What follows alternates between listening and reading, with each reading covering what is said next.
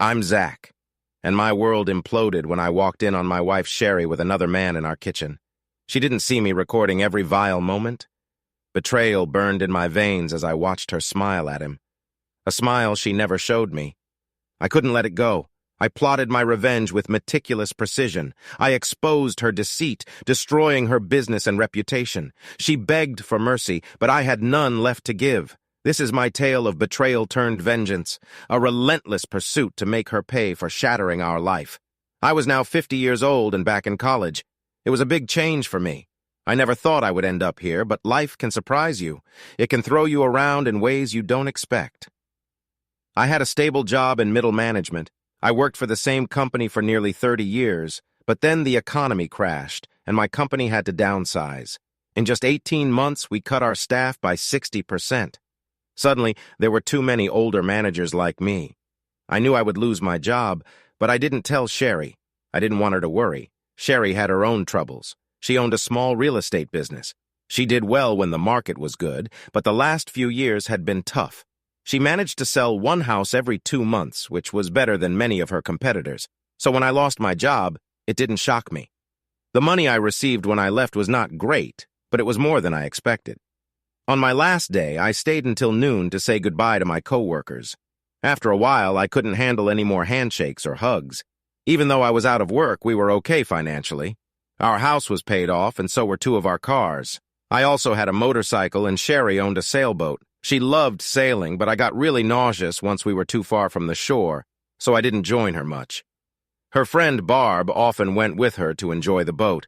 They sailed on a nearby lake. I wanted to surprise Sherry with a nice lunch to soften the blow of my news.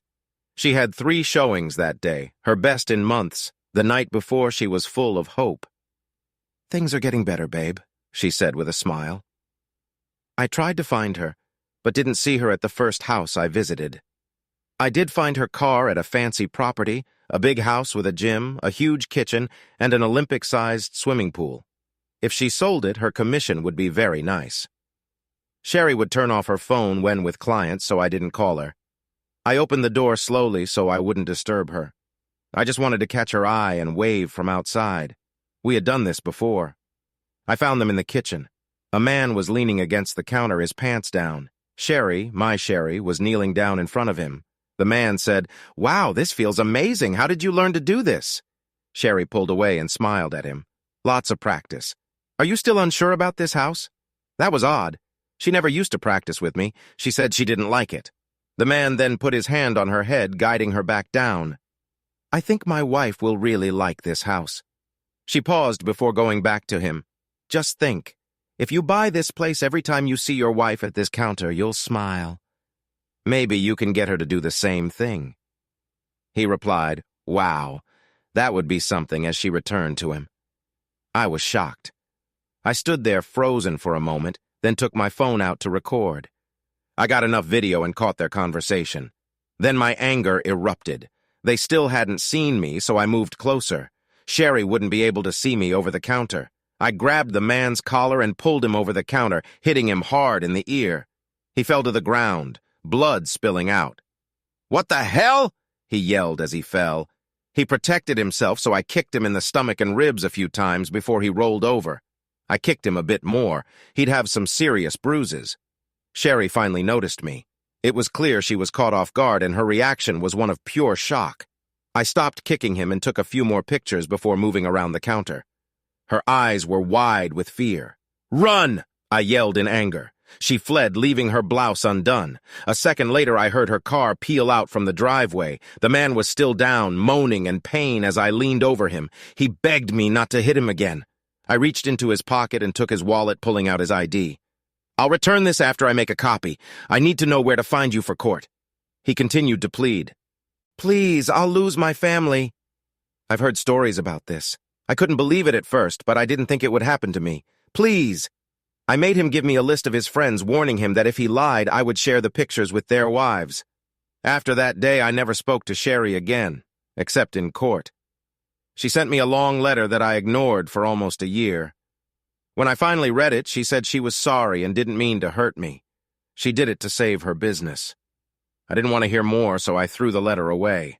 I tried to keep things civil until she realized I wasn't coming back and started acting mean. We met with her lawyer. Until then, I had kept the photos private. I handed over a set of pictures. "Tell her if she fights me, these go public," I said. "I found 2 other men who have stories to tell about her. This could ruin her career as a real estate agent. She needs to make a decision by the end of the day." Her lawyer called back just before the deadline. It was hard for her, but she had no choice. I didn't want to live in our house again, so she had to buy me out or sell it. She was furious when I made it clear that if it went up for sale, I would not allow her to handle the listing. And that was just the beginning. She had to sell her sailboat and her Mustang to get the money to buy my share. Even though she kept it quiet, rumors spread, and soon she was having a hard time getting listings. Too bad for her. When the divorce was over, I moved away. There was nothing keeping me there. I found a nice place that was a foreclosure. Thanks to Sherry, I learned a lot about real estate and got a great deal. It was in the countryside, a 3-bedroom house with 9 acres. There were a few extra buildings and even a small barn. It was more than I needed, but it was such a good price that I couldn't say no. Plus, if I held on to it for a few years and sold it, I'd likely make a nice profit. My job counselor was clear with me. This job market is even tougher than where you came from, and not having a degree is really hurting you. We have a program that could help you. You have enough credits from college that you only need about 1.5 years to finish your degree. It's been a while since you were in school, so you might have to retake a few classes, but you could finish in under 2 years. The program pays for the books and tuition, and you'd still get health benefits. What did I have to lose? I went to a community college that worked with a university. I could take their classes and still get a 4-year degree. I liked that about half of the students were older, either out of work like me or going part-time to improve their lives. I made a few friends. College was a fun place, and I went on a few dates. Some of the students were as young as my 2 sons from my first marriage. Unfortunately, I caught my partner cheating. Luckily, the boys were in their middle teens, so it didn't hurt as much as it would have when they were younger. She moved far away, and I only saw the boys for part of the summer and winter holidays. Still, we had a good relationship. I enjoyed myself. I had my fun, but I wasn't looking for a new life partner. I had been through that twice already and didn't want to go there again. I just needed 1 more semester to get my degree and was taking some advanced classes. In one class, we worked on a project to create and market a fake business.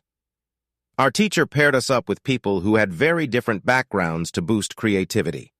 My partner was 20 years old and studying fashion. She was smart, but didn't have much real-world experience. We looked at each other unsure of what to do. I invited her and 3 other teams over to my place for a brainstorming session. The teacher said it would help us think more creatively. I ordered pizza and we shared ideas until our heads hurt, but we didn't come up with anything great. When we were all tired, we decided to take a break and started drinking. I took the keys from a couple of students whose spouses came to pick them up, and I tried to help everyone get settled. Gail, my partner, hadn't had much to drink, so she helped me out. We figured out where everyone would sleep using air mattresses, a fold-out couch, and the 2 spare bedrooms. Afterward, we sat down for a second. I listened as she shared some fashion history with me. It's all about getting noticed and branding. You probably remember members-only jackets. They were cheap and not very well made, but someone made a lot of money from them. I winced, trying to remember if I still had mine. And Eyes Odd shirts. Those long-tailed shirts were first aimed at tennis players and didn't do well at all. The designer was ready to stop making them until a famous golfer wore one. Suddenly they were super popular, she sighed. It's about finding the right audience and a good marketing plan, along with a product people want, and then you're swimming in money. I glanced over at Jamie and his girlfriend Alice cuddling together. Jamie was studying agribusiness and Alice was in nursing. They were both about 30 pounds overweight and very much in love. Yeah, it seems like rednecks are the only group not targeted. How about rednecks chic? She giggled. We'd have to create a brand for them. I looked at Jamie's sweatshirt. It was from Aeropostale. How about Air Possum? She laughed so hard she snorted and Alice rolled over, showing us her broad back. Yeah, and we could have a line of jeans called Lardash. We joked back and forth until Gail went into her bedroom for the night. The next morning, the first thing on my mind was our conversation. I had an idea for our fake business. My skills in administration and marketing could work well with her fashion knowledge and design skills. I brewed some coffee, and Gail helped me make breakfast. Soon, those who were ready to eat joined us while others drank coffee and juice and complained about the morning. I asked Gail to stay behind when everyone left. I shared my idea with her, and she smiled big. I was thinking along the same lines. She showed me a logo with a cute possum, but I thought something was missing. She agreed. I got it. I exclaimed a little later. She needs wings. After all, it is air possum. She agreed, making some changes. It looked a lot better. Then she created a logo for Lardash with letters shaped like two big buttocks in pink. It would be small and on the right back pocket. So we had the design, the business plan, and the marketing idea. Now it was time to put it into action. I thought our product had real potential. Gail didn't have money, but she had talent. She would handle the actual making of the products. I could handle everything else. One night after work, I asked her, "Gail, wouldn't a real product look better than computer graphics? What do we need to make that happen?" She seemed to have thought about it already. For the shirts and hats, we need a good monogram machine, one that can be programmed. How much would that cost? I wanted to know. It depends on how much thread it can handle and how fast it works. You could spend a lot. Brands like Melcro and Brother have good machines that cost between $7,000 and $15,000 when new. But if you look for a used one, especially from someone going out of business, you might find one for about half the price. Wow, that was more than I expected. Still, it was a decent starting point. Gail, I have an idea. Let's go for it. I have some money to invest to get us started. You can design and make the products while I take care of everything else. Think about it. She did for about 30 seconds. Next, I hired a lawyer and told him what I wanted and what I thought was fair. He set up a meeting for us. The company would be called Redneck Chic Clothing Company. I would own that name and Air Possum. Gail would own the Large Ash name. Since I was putting up the money and paying bills until we made a profit, I would get 65% and Gail would get 35%. She didn't like it, but she signed the papers knowing I could replace her if needed. We got lucky and found a used Melcro machine. It was $12,000 new, but the seller was eager to sell, and we bought it for $4,000. We set it up in my garage. We paid someone to come teach us how to use it for a day, hinting that if it worked well, we might buy more in the future. Gail was excited. We went out and bought 6 dozen different T-shirts, 3 dozen for men and 3 dozen for women. The men's shirts were black and dark red, while the women's were pink, yellow, and light green. All were large to 3XL sizes. We also bought 2 dozen black and white men's hats and 2 dozen for women in pink or white. It took her half a day to program our logo through trial and error, but it turned out just right. Soon, all 16 needles were busy creating our design. We made the logo small but clear because the threads were pricey. The colors were shades of gray, white, silver, and black, with the wings being all silver. She designed it to have a light, airy look. We got Alice, Jamie, and 4 of their big friends to model our products for a presentation. Gail insisted we needed an overlock machine to sew the sample jeans. It was much cheaper than the monogram machine. We even had some guys from a TV and radio show make a commercial for us. It showed Alice wearing our jeans and shirt, helping Jamie on the farm. Later, she wore the dressier version with a pink collared shirt that had the Air Possum logo on the pocket. She looked confident and had beautiful eyes. She smiled at the camera while her voice carried the message, "Large-ass jeans, not for little girls." The teacher was shocked. We did great in the course, but more importantly, we started getting orders. We built a local following. I had ideas for the business, and so did Gail. Many we agreed on, but not all. I had a metal building on my property, 48 by 36 feet. We got permission to use it for our small business, fixed it up, added insulation, and a heat pump. We built 2 restrooms and a small break room. Then we set up 12 new Melcro machines and advertised for employees. We were fortunate. There had been a lot of textile work in the area, and many skilled sewers were looking for jobs. 900 people applied for the 12 spots. We screened them carefully, asking them to use the machine before considering them. Many were nervous as they had never used that type of machine. We set aside the ones who showed promise. In a week, we had 11 people hired. I hired one more without Gail's input. She showed up unexpectedly and didn't fill out an application. I heard there are sewing jobs available. I looked at her. She was black, overweight, and looked to be in her 60s. I thought I would talk to her, help her gently, and send her on her way. "Do you have any experience?" I asked. "All I've ever done is sew. I started when I was 13, 50 years ago. I've sewn shirts, furniture, leather, sails, and mattress covers. If a needle can go through it, I can sew it." She paused for breath. "I need this job, mister. My husband passed away last year. We didn't save much, and I'm raising 2 grandkids. My unemployment is about to run out. I might have to go on welfare, something I always said I wouldn't do. I've never missed a day of work in my life, except when I had my children. Please, mister." I could see tears in her eyes. "Do you know anything about this kind of machine? We don't do normal sewing. We add designs to pre-made shirts and hats. Not a thing. But if it uses needle and thread, I'll learn." I held out my hand. "Can you come in Saturday around 9? I'll have my partner teach you a little." Tears flowed down her cheeks as she shook my hand. "I'll be there. Thank you, mister. You won't regret it." She turned to leave, and I stopped her. "I need to tell you a couple of things. There will only be a dozen of us, and I'm not very formal. You can call me by my first name. It's Zachariah, but I like Zach better. And if you're going to work with me, I'd like to know your name." She covered her mouth, feeling shy. Mavis Turner. "Thank you, Zachariah. For all the time I knew her, she never called me Zach." Gail wasn't too happy when I told her we hired Mavis, but she was impressed with how quickly Mavis learned. In just 3 hours, she got the basics down. We decided to pay them the minimum wage plus bonuses based on the work they did. If they could run the machines at 80%, they made about $9 an hour. It wasn't a lot, but it was better than not having a job. Our company was too small to offer health insurance, but I set up a deal for them to see a doctor 4 times a year for $20. Plus, they could get 3 generic prescriptions for free. I know it wasn't much, but I wanted to help. The women seemed to like it. Most of them were middle-aged and had worked in the textile industry.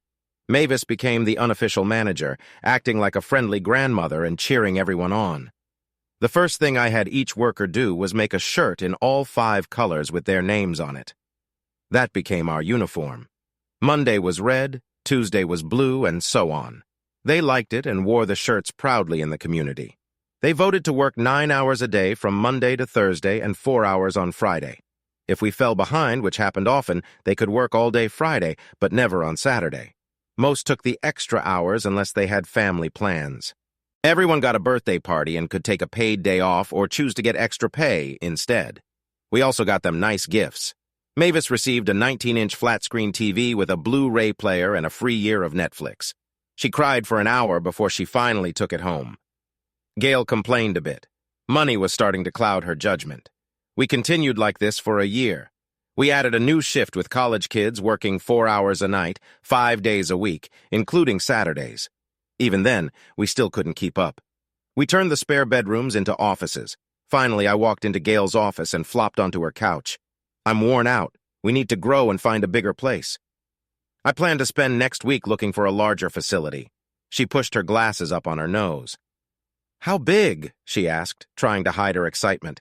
I had been thinking about it for a month, big enough for at least 100 machines, plus space for you to start your jeans line.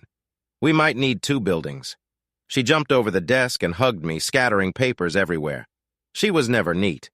Gail had been unhappy since we were busy with shirts and caps and didn't have time to work on the jeans.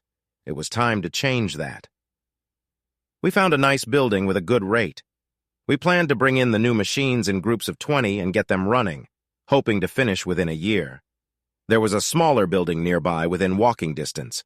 We leased it, and Gail looked for overlock sewing machines to start with 20. The operation had grown too big for just the 2 of us. We were working 16-hour days and making mistakes. We needed a plant manager, a production manager, an office manager, an HR department, and an accountant to help keep costs in check. We placed ads in the newspaper and trade magazines.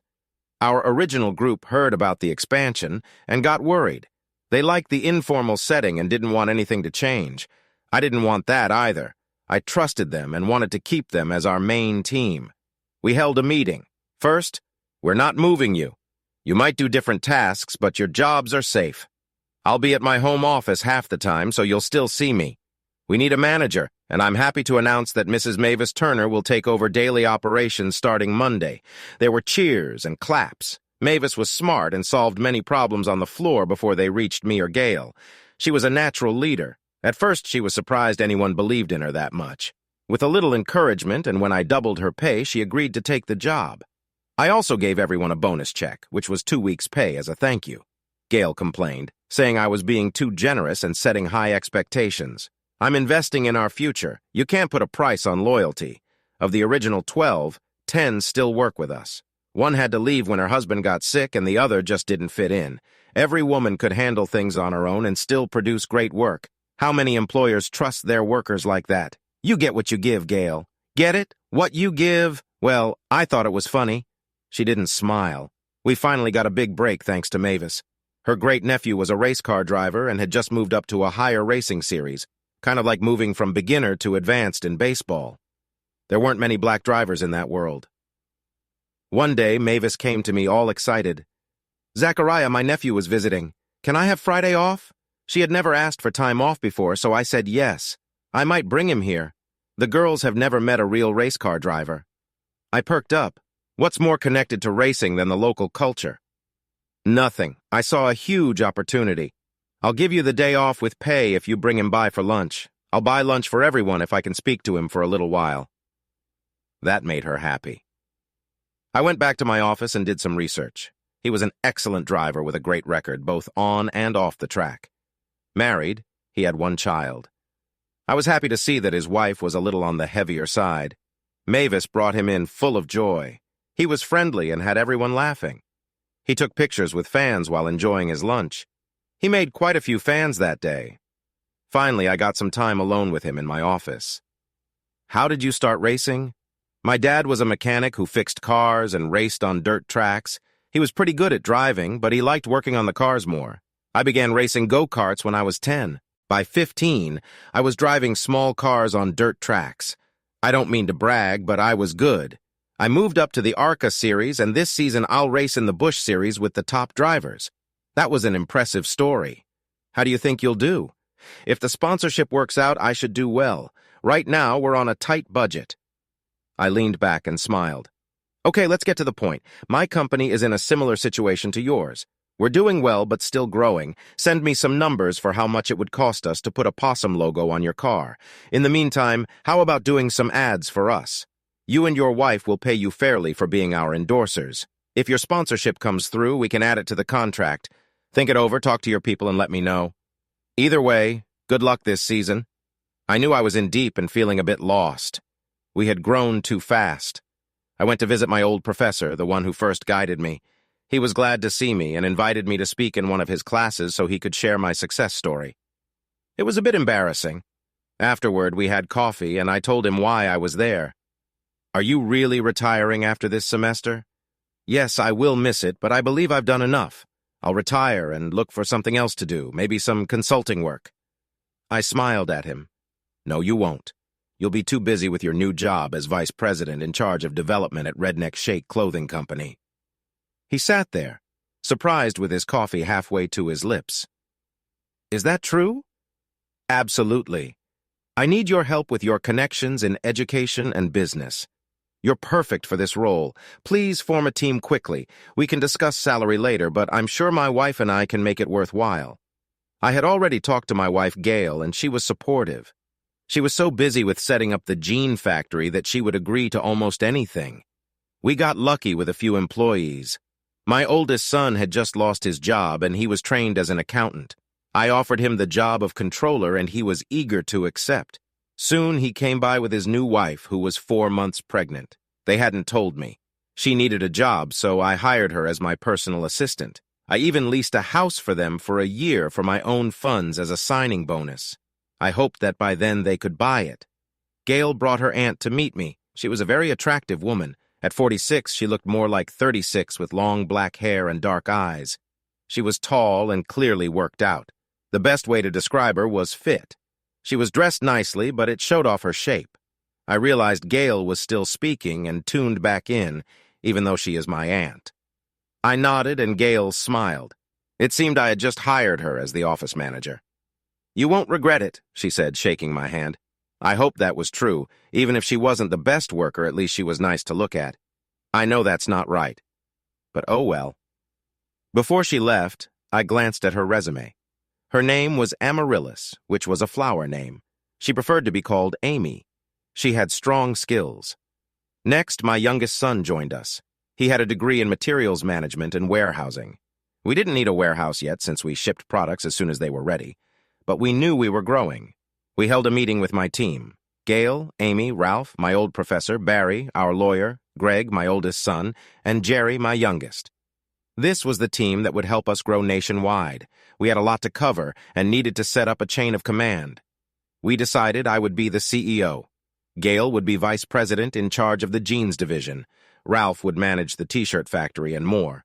Greg and Amy would lead the office staff, and Jerry would help improve our handling of materials and future warehouse needs. Debbie, Greg's wife, who was smart, would assist with my expansion plans. We worked out salaries. Ralph, Gail, and I would get company cars and some minor perks.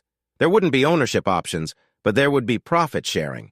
It was rough, but I believed we could adjust it later. Where was all this money coming from? We couldn't get products out fast enough. Our first 25 machines went live, and we were actually ahead of schedule for about 4 days. We didn't have a plant manager yet, but I brought in a woman from our original team to run the section. Betty was fair and kept things efficient, even if she wasn't Mavis. Barry was pushing us to incorporate and consider going public in the future. I wasn't sure about that. One thing I disliked about our business was that we didn't actually make the t-shirts. They were okay, but made overseas. Lately, we had some issues with our suppliers. Jerry came to me. "Pop, how do you feel about using foreign-made shirts? I don't like it." "But what can I do about it?" His eyes were bright with excitement. "You can make your own shirts. There are empty factories across the country, especially in the South. Many workers still have the right skills. They might be older, but that could help us. There are many government benefits for hiring older workers. Think about it."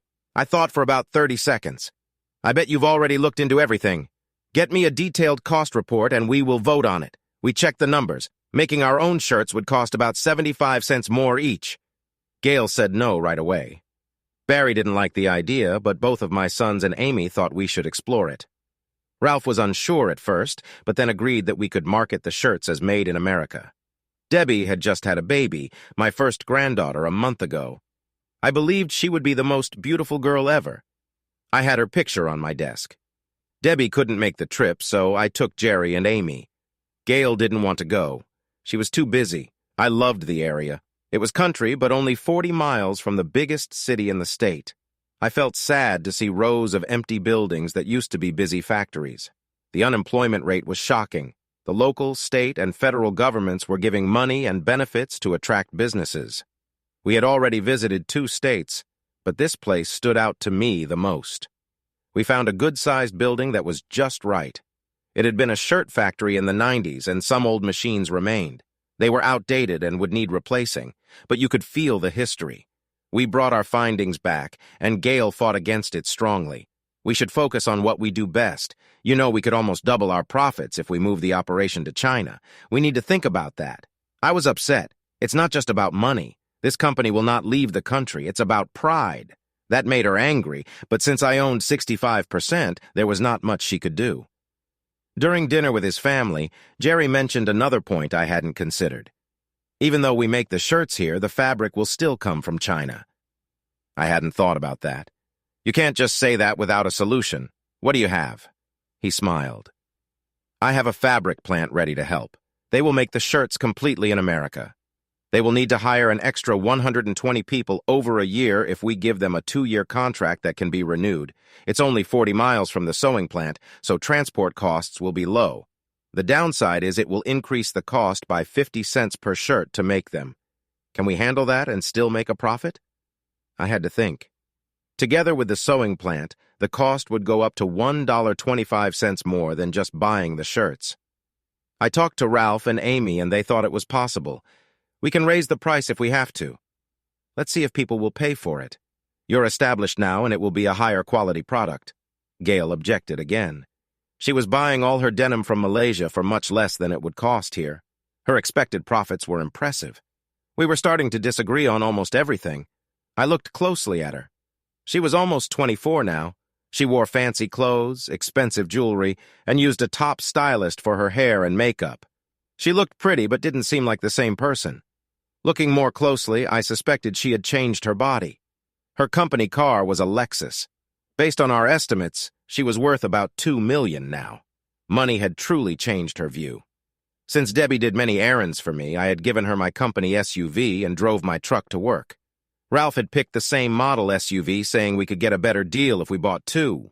Amy called me. She had taken over human resources when the woman we hired got caught in a drug ring. She was my age, 53. We didn't expect that.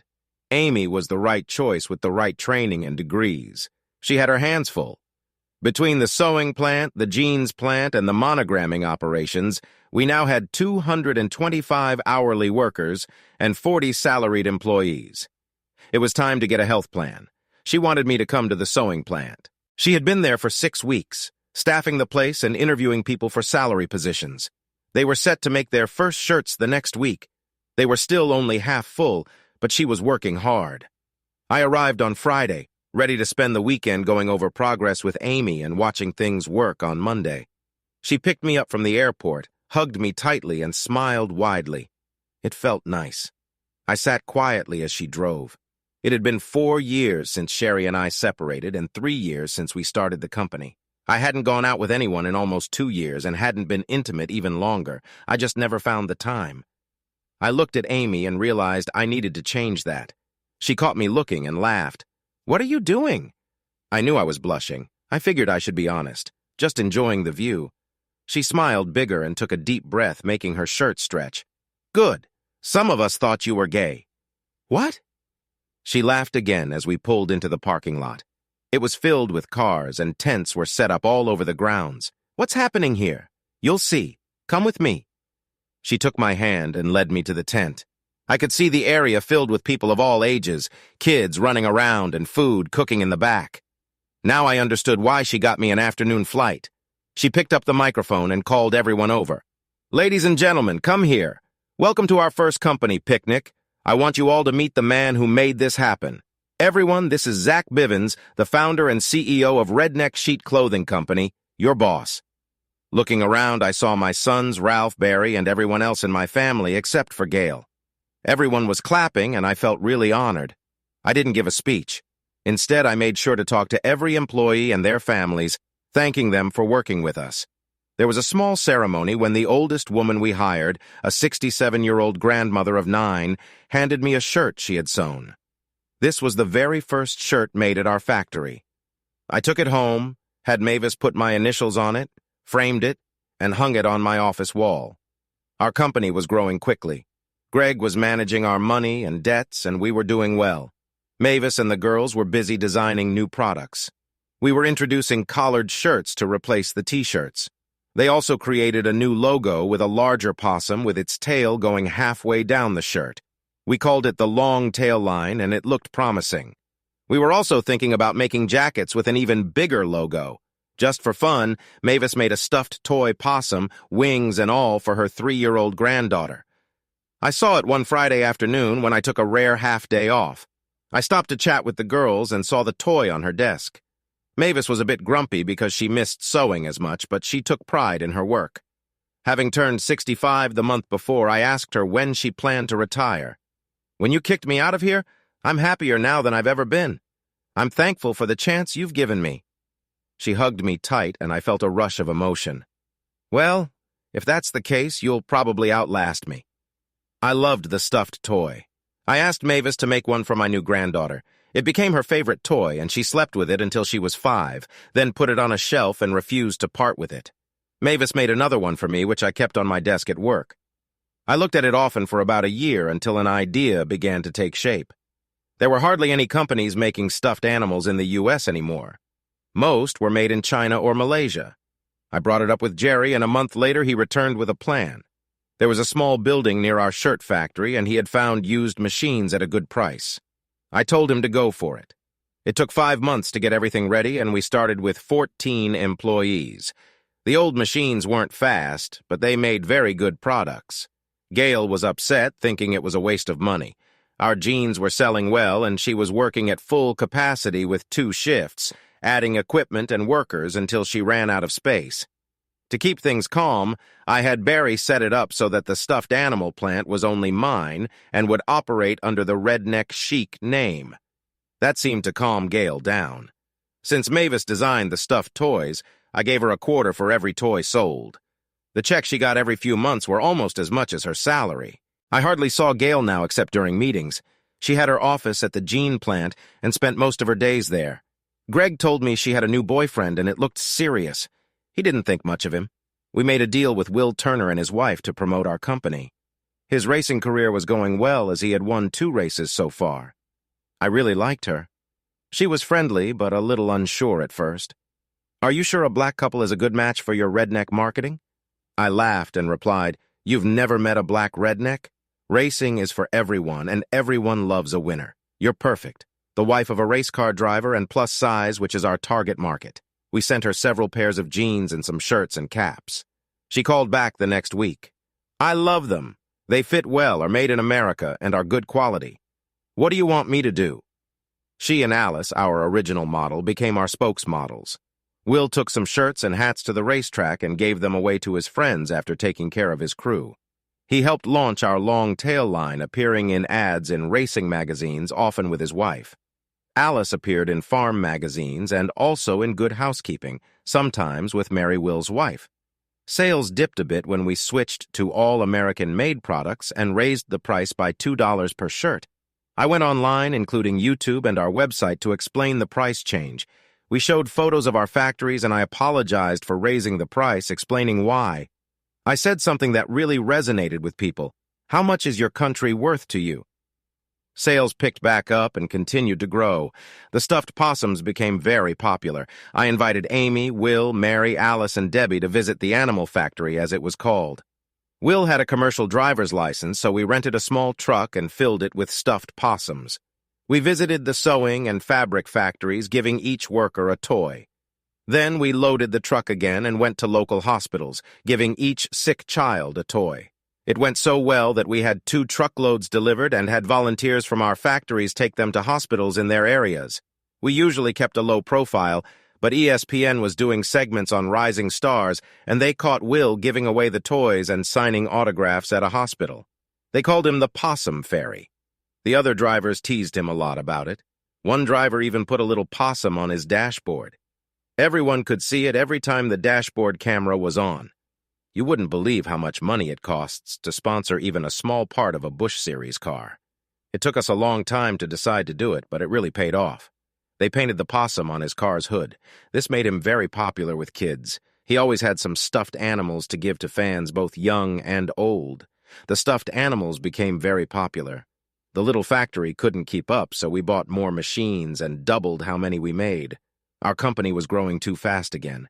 I was back to working 16-hour days, had no social life, and was very stressed. It all came to a head when I collapsed after a week of only getting about 4 hours of sleep each night. My doctor was not happy with me. "You need to exercise and take time to relax. What good is being rich if you die? You should think about these words. Exercise, relax, delegate. If you keep this up, you'll end up with a heart attack or a stroke." Later, my friends Debbie and Jerry's girlfriend Maria were in the room with me, while Ralph, Barry, and Amy waited outside to come in. I thought Maria would make a great daughter-in-law. When she was around, all Jerry could say was, "Yes, dear, I found it funny." Debbie and Maria gave me a hard time.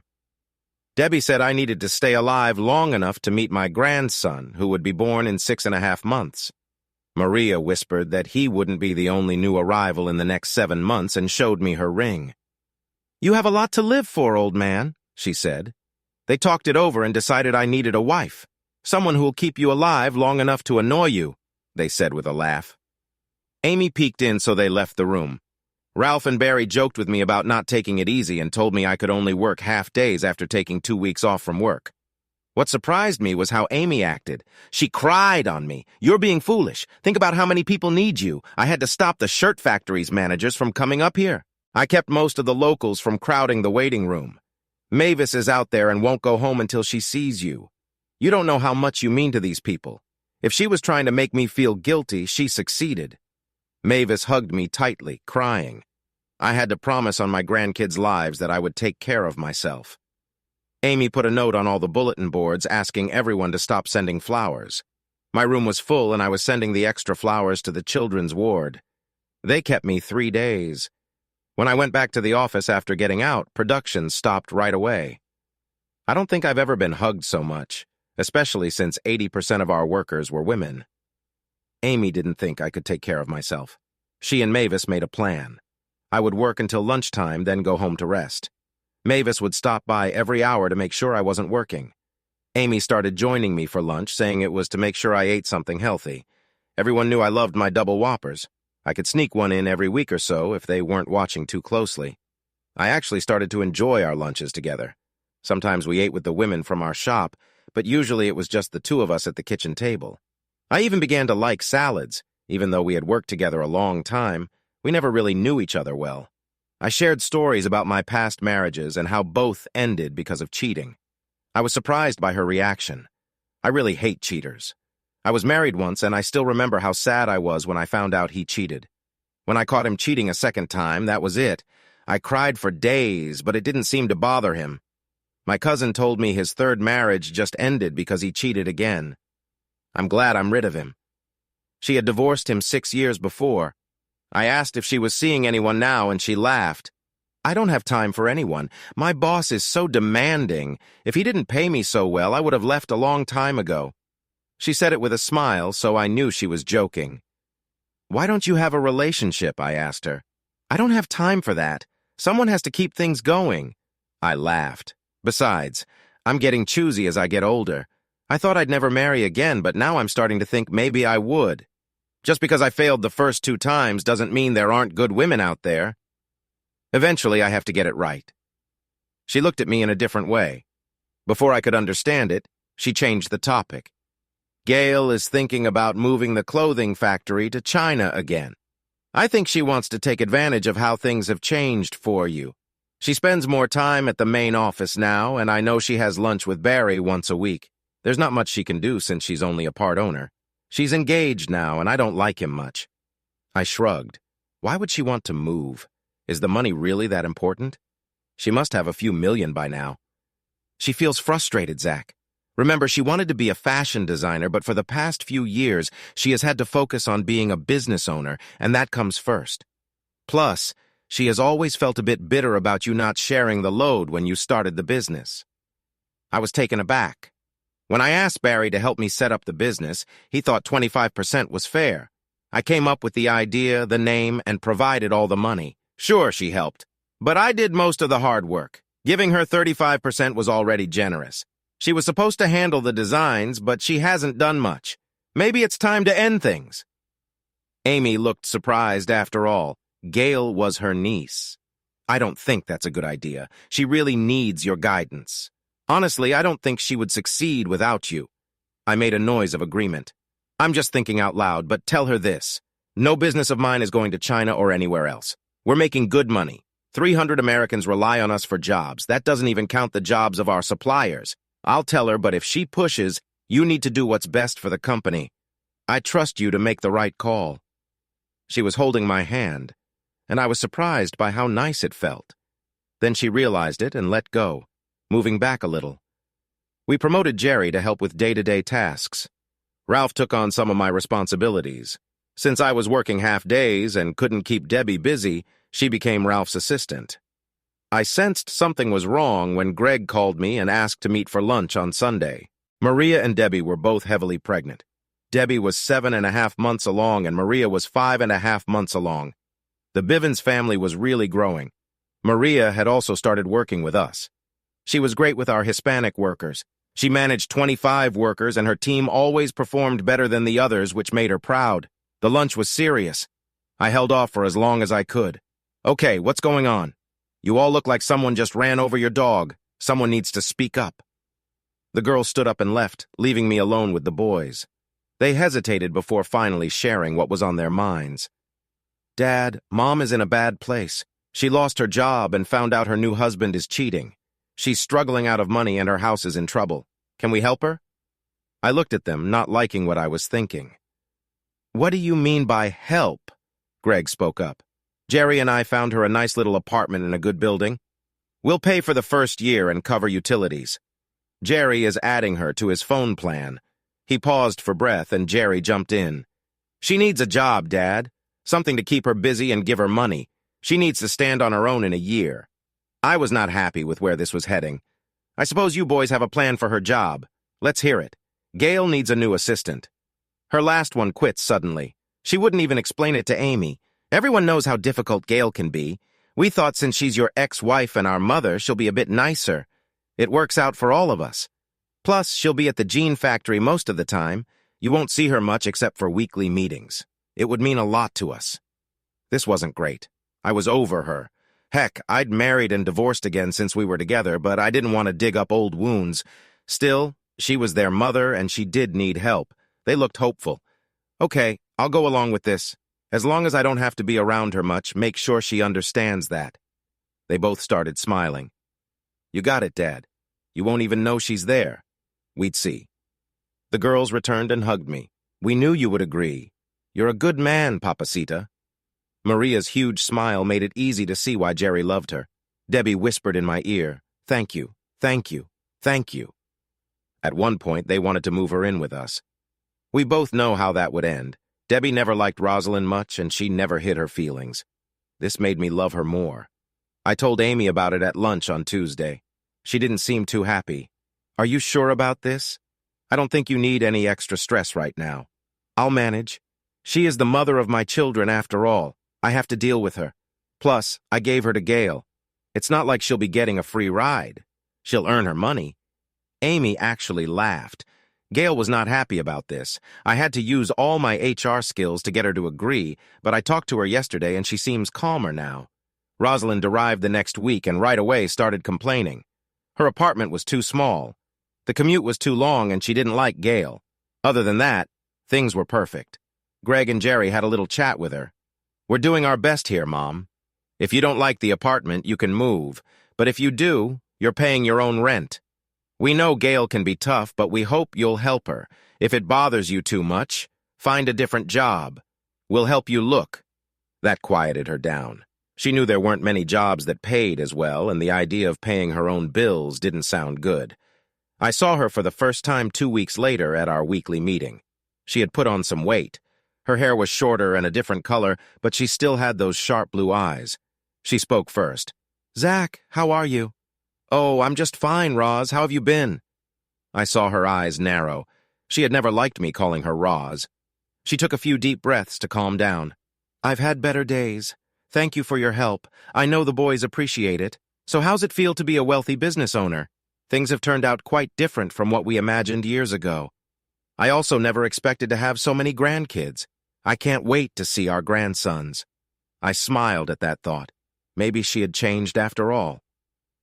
Before I could respond, Amy walked over and put her hand on my arm. Something was going on between them. It felt like a conversation only women would understand, and I wasn't sure I wanted to get involved. "It's time to start the meeting, Zach. Don't let it go too long. I want to try that new Mexican restaurant on 5th for lunch," Amy said. Her tone was like an order, and I noticed Rosalind tense up. I wanted to ease the tension. "She's right, it's time to get to work. Let's catch up over lunch at Jerry's house on Sunday." When I said that, Amy's grip on my arm tightened. I don't think she even realized she was doing it. Being a man, I often don't get women's feelings, but I had learned a bit. Was Amy jealous? I wondered why she would be. That thought kept me thinking. During lunch, I caught Amy looking at me a few times. "What? Do I have food on my shirt?" she asked. "No, I have a few questions, mostly not about work. We still help support the Giles Center, right? If so, can you get me 2 tickets to see Jersey Boys? I've always wanted to see it, and I hear this is the best touring group in America." She thought for a moment. "I'm sure I could arrange that." She replied, "Great. Now for a work question. If I take an employee as a date, what kind of trouble could I get into?" She stopped eating and stared at me, a sad look on her face. "I wouldn't recommend it. If you date an employee and it doesn't end well, it could lead to all kinds of problems. Don't mix business with personal stuff, Zach." I pretended to look sad. "That's too bad. I was really hoping you'd go with me. I know you love musicals. Forget it then." She choked a bit on her tea. Once she caught her breath, she saw me smiling. "Stop it. Here's what will happen. You will pick me up at 6, and we will go to a nice restaurant that I will choose. Then, as two officers helping the center, we will watch the show together, and it will be purely for business reasons. Understand? So I guess that means yes? Of course. Now finish your lunch, and if you touch that salt shaker, you might find it hard to clap on Friday with a broken hand.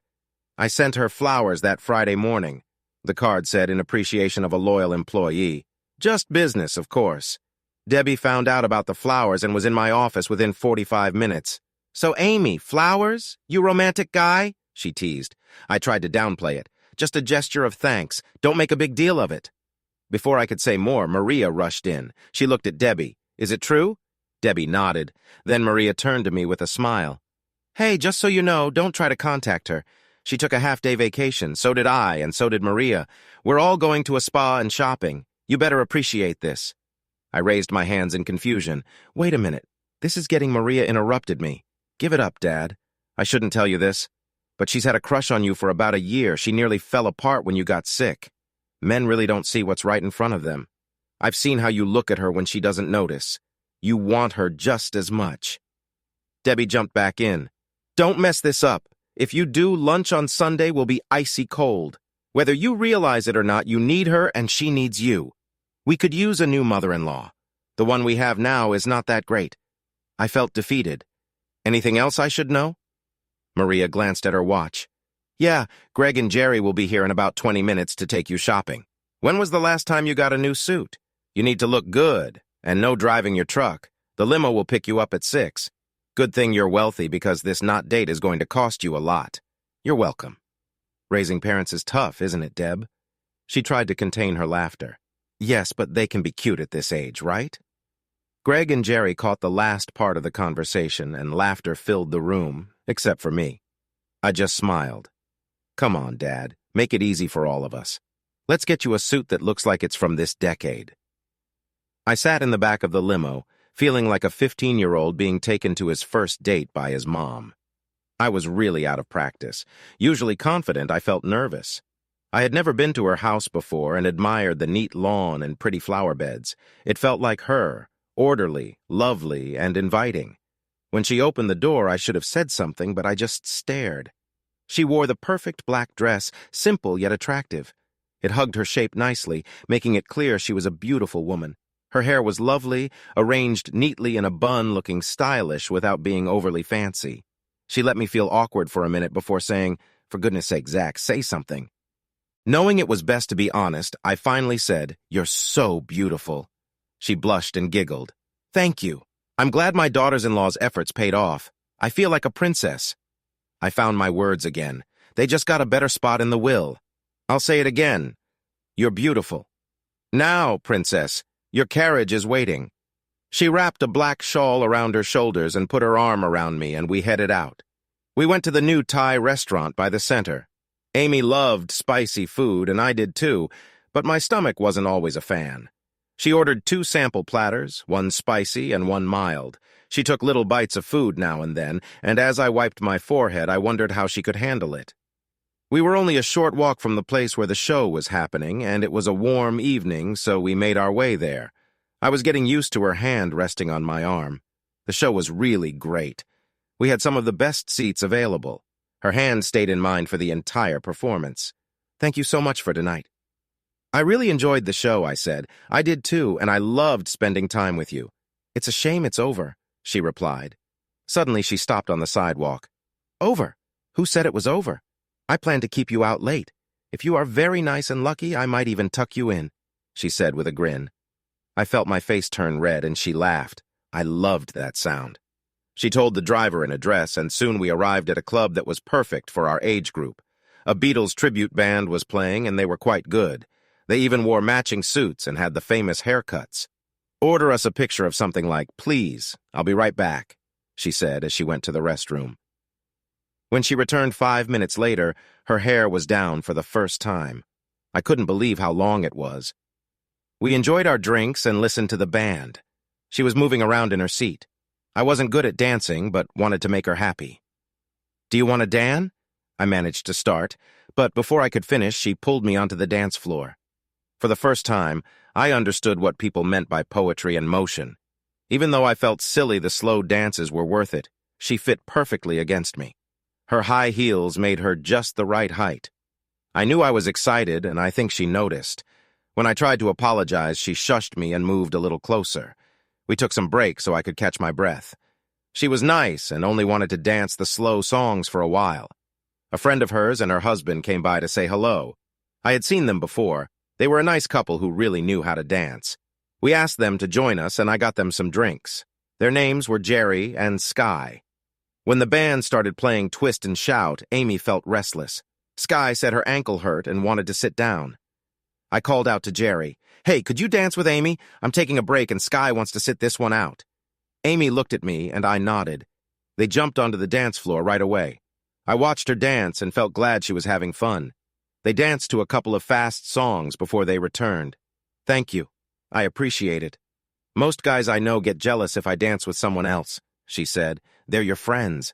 "I'm not great at dancing, but he is. I want you to have a good time," I explained.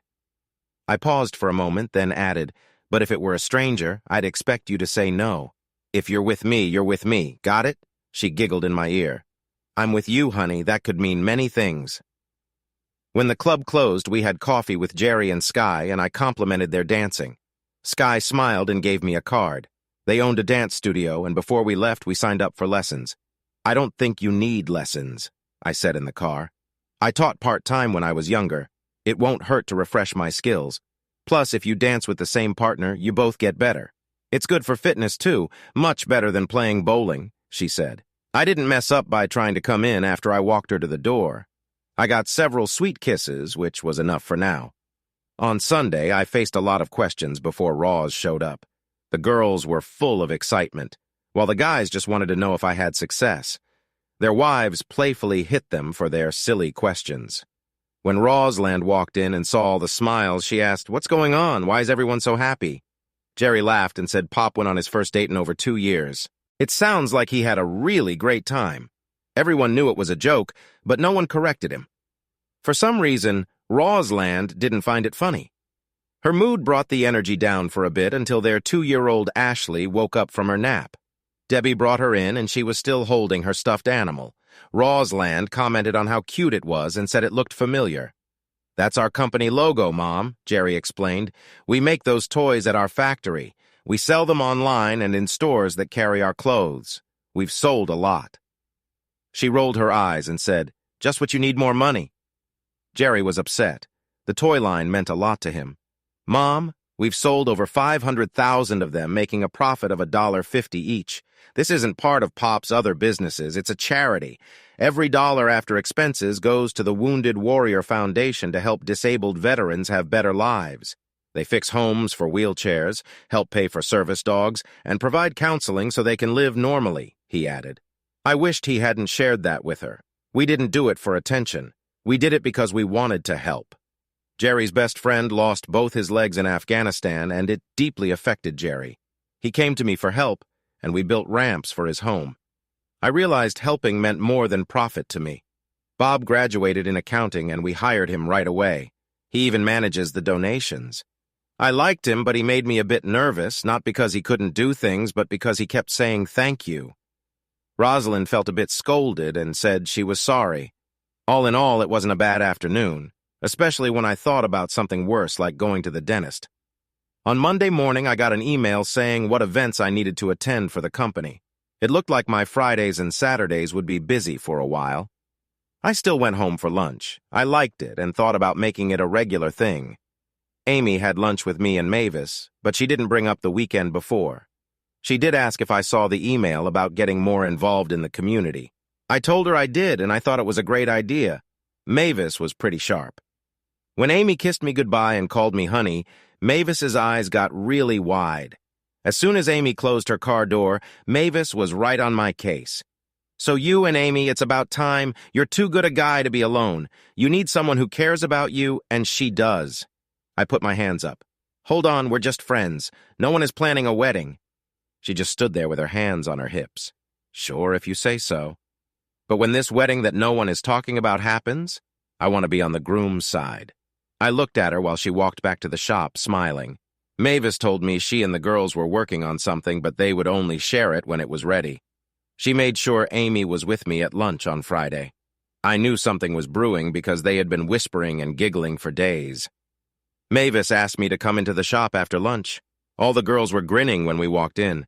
You told us to try new things, and we did. Mavis said, "Get ready for a fashion show. Bring them out, girls."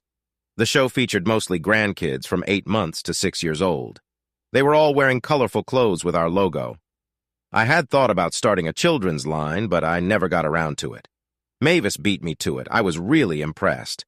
When I looked closely at the logo on the jumper of the 8-month-old, I noticed it was wearing a diaper. One 6-year-old wore a dress with a mother possum and 4 little ones hanging onto her. Debbie was there with Ashley. She wore a cute pair of red overalls with 2 possum heads sticking out of the bib. Baby Possum was introduced online for a short time. We sold out in 2 weeks. Everyone was happy, except Gail. She burst into my house while Amy and I were having lunch. "You jerk, I'm supposed to be the designer here."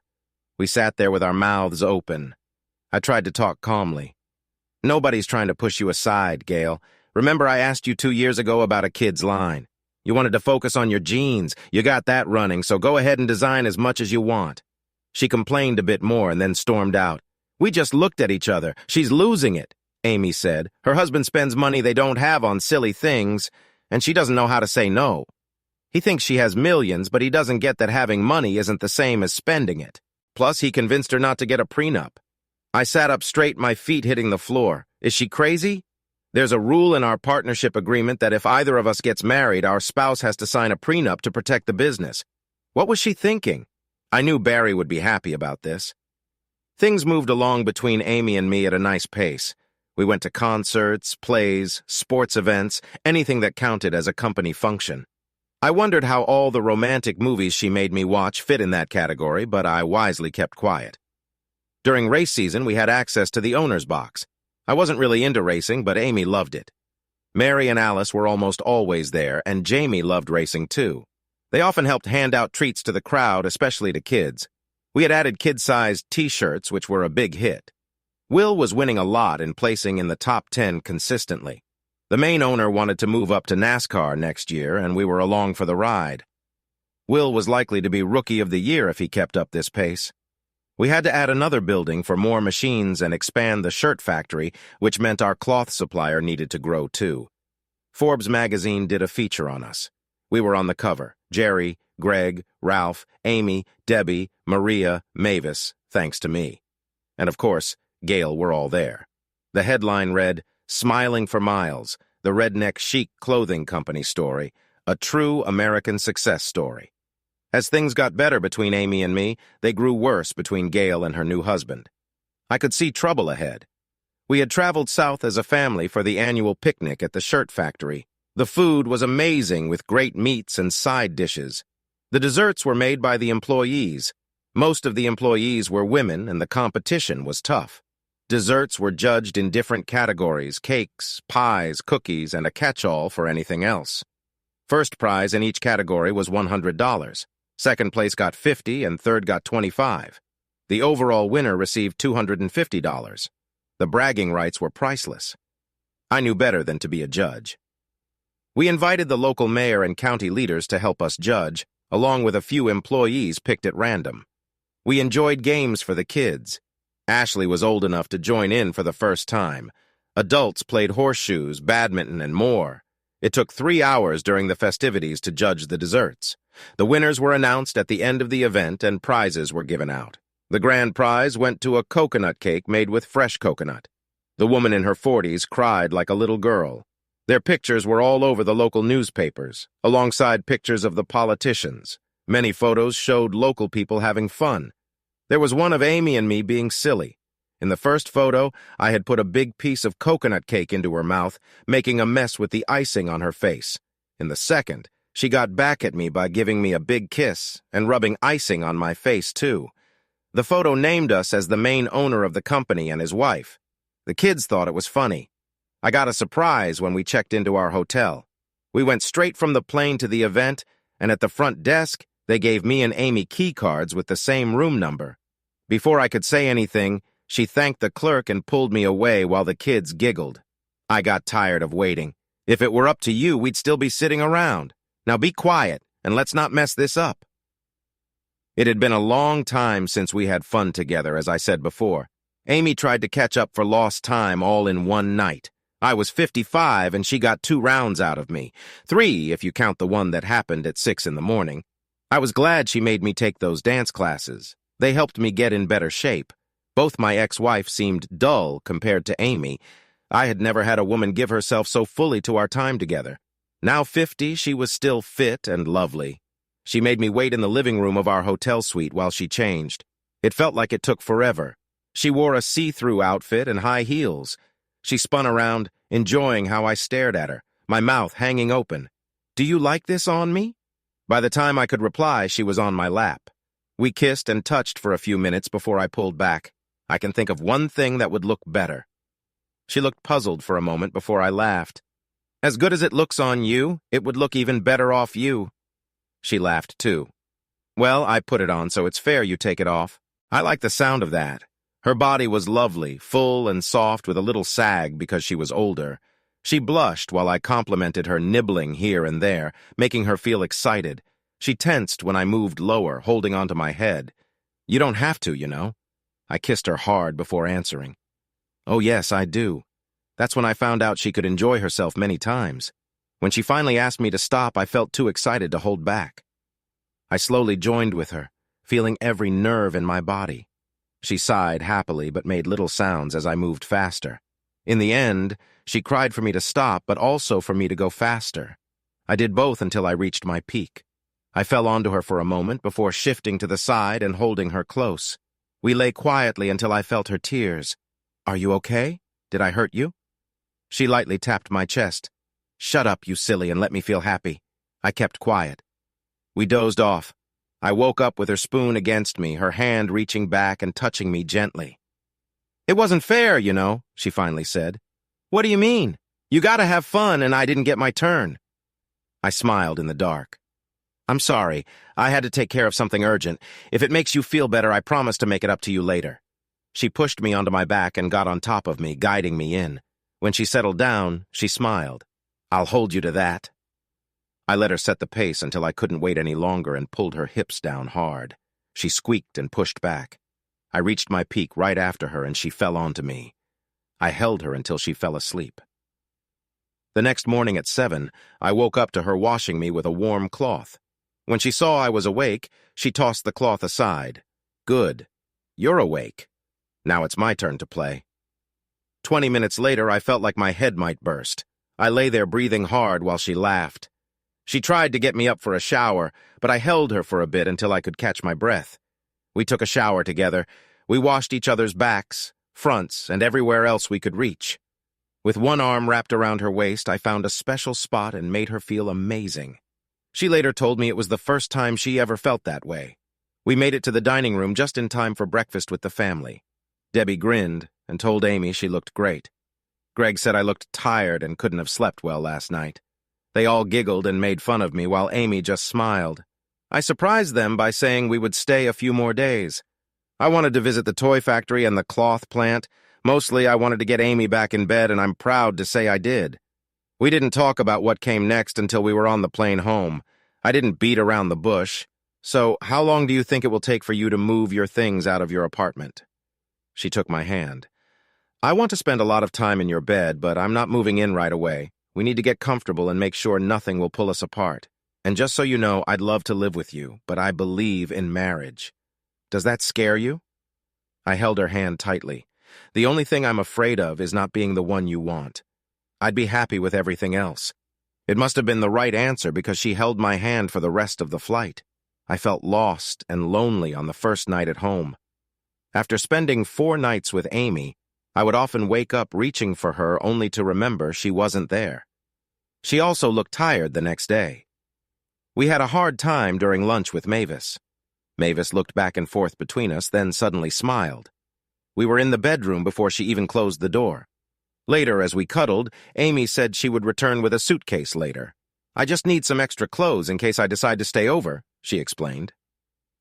A week later, she went back to her apartment to get more clothes. Everyone was happy about our relationship, except for two people, Gail and Rosalind. I was shocked about both of them. Rosalind came to my office just as I was about to go to lunch. "Can we talk?" she asked. Slightly annoyed, I checked my watch. "I have a meeting soon, but if it's quick, I can stay a bit," I replied. She sat down and fidgeted for a few minutes. Finally, I spoke up. "You don't have much time, Roz. Just say what you need to say or I'm leaving." She took a deep breath, looking nervous. I noticed her top was low-cut and her skirt was short. I felt uneasy. We were good for each other for many years, right? Until I made a mistake. "We've both changed." "Do you think we could?" I interrupted her. "By mistake. Do you mean the year you spent with your boss, saying I was a loser, how good he was, or trying to take everything from me during the divorce? If I hadn't threatened to sue your company, you would have succeeded. And you bragging about your new husband and how great he was," I added. She looked shocked as I spoke. Once I started, I couldn't stop. I had held these feelings in for so long for the sake of our kids. I tried to calm down. "I'm sorry things didn't turn out the way you hoped, Rosalind, but too much has happened and we can't go back. You still look great. You have a good job and you're near your kids, so count your blessings." Before I could say more, the door swung open and Amy walked in. She looked at Rosalind coldly for a moment and then turned to me. "It's lunchtime, honey. Do you want Mexican food or just a salad? I can have the Mexican delivered for dinner so we have more time to relax. Does that sound good?" Rosalind sat there speechless. I couldn't help but enjoy the look on her face. I stood up and took Amy's hand. "Rosalind, I were just talking about old times.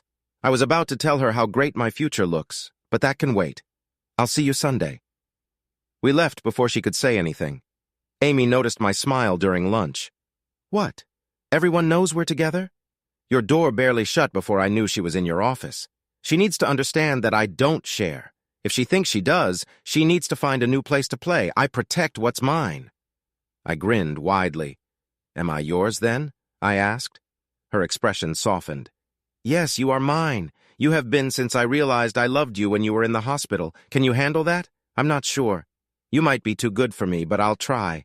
It might take me years to get it right, but I want to make you happy." She suddenly jumped up and rushed to the restroom, tears streaming down her cheeks. I guess I had messed up again. But when she came back and kissed me, I knew I was doing something right. I was seriously looking for the perfect ring while she was thinking about new curtains and carpets. I told her I'd support her wishes as long as she left my office alone. We were happy. I felt very happy. What could go wrong? 2 weeks later, I was in my office looking at honeymoon brochures when my secretary called. "Boss, there's a lady here to see you. Who is she? Does she have an appointment?" "No appointment. She says she's your wife." I was confused. Everyone knew Rosalind and Amy hadn't said yes yet. I thought it might be a joke. I nearly fell out of my chair when Sherry walked in. "Hi, Zach. Surprised to see me?" She was smiling and dressed nicely. No, more like disappointed. "Why are you here?" I asked. The smile faded from her face. "I want to start by saying I'm sorry. Remember what I wrote in my letter?" I felt a little satisfaction when I admitted to her that I never got past the first page. "Why not?" she asked. I decided to be honest. I was hurt. After Rosalind, you made me believe in love again. For 6 years, I thought you were mine. Then I found out you had been doing things for money. You were supposed to be different. Her face showed she was upset, but it seemed important to her. "What do you want, Sherry?" I pressed. She sighed and looked down. "I'm broke. I sold my house to keep my business going, but I lost everything. I know you didn't tell anyone, but the truth got out. Most people just want to take advantage of me now. I lost my office listings. No one wants me around." She slumped into a chair. "I really mean it when I say I'm broke. I spent my last money to come here and rent a room for 3 days. Please help me. I don't want much, but I need enough to get by for a few months. I have a friend on the West Coast who said she might help me find a job." Part of me was glad to see her so upset and asking for help, but a bigger part felt sorry for her and wished things were different. I leaned back, sighed, and then took out my checkbook. "This is all I'll give you for the good times we had, but you need to leave town, really soon. I hope you find happiness. I'm going to ask my girlfriend to marry me today. She's a great woman, and I love her more than I ever thought I could. I want to remember the good moments we had and believe you acted out of a tough spot and poor choices." Her eyes widened as she looked at the check. She tried to thank me, but I stopped her. "Just take the money. I won't miss it. I honestly can't believe how much I have now, and I owe it to you. If you hadn't let me down, I would never have moved here, met the great people who helped me, and found success. She wiped her tears away. Can I have a goodbye hug? I thought for a moment. No, don't make me explain why. You wouldn't like it. The door opened and Amy walked in. Hi, sweetie, I just need... She saw Sherry. Never mind, that can wait. I took her hand as she turned to leave. No, I'll try never to make you wait. Miss Myers was just leaving. I turned and put my arm around Amy's waist. Good luck, Miss Myers, with everything. Excuse us, my assistant will show you out. I walked out with Amy and enjoyed the look on her face. I never saw Sherry again. We turned a corner and Amy pressed me against the wall, covering my face with soft kisses. I know who she was, she said. I started to explain, but she put her hand on my lips. Hush, if you haven't guessed by now, I can be very jealous. Your mind and I don't want anyone else near you. Any other ex-wives I should know about? I shook my head no. Good. Just so you know, I have eyes everywhere. I trust you completely, but you're too nice sometimes. You need me to keep you focused. And by the way, I'm not shy about listening in on private chats. Now, is there something you want to ask me? This wasn't how I planned it, but I got down on one knee and pulled out the ring I had in my pocket. People were walking by. Secretaries and workers on their way to lunch all stopped to stare. As you said, I would be lost without you. I think I need more help. And the best way to have that is to have you with me always. Amy, you are the love of my life. I've tried twice before, but I believe I found the one I was meant to be with. Please, will you marry me? Not the sweet words I wanted, but I got the point across.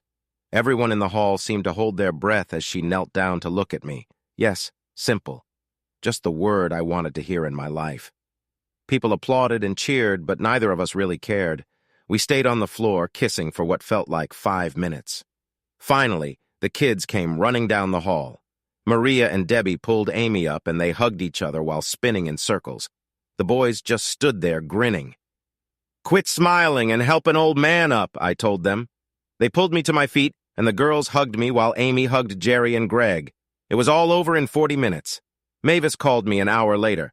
Remember, I sit on your side of the church? I wished I could have seen her face. You won't sit much? My parents are gone. You'll have the role of the groom's mom. She couldn't say anything more, so she hung up. The date was set. Amy moved into my house. We talked a lot about the future. I think I'll retire. The boys are doing well, and Ralph will still be there to guide them. I'll stay CEO, but only step in when they need help or can't agree. If I retire, you retire too, okay? Please? She smiled. Like I'd let you roam around by yourself? I'll have a full-time job looking after you.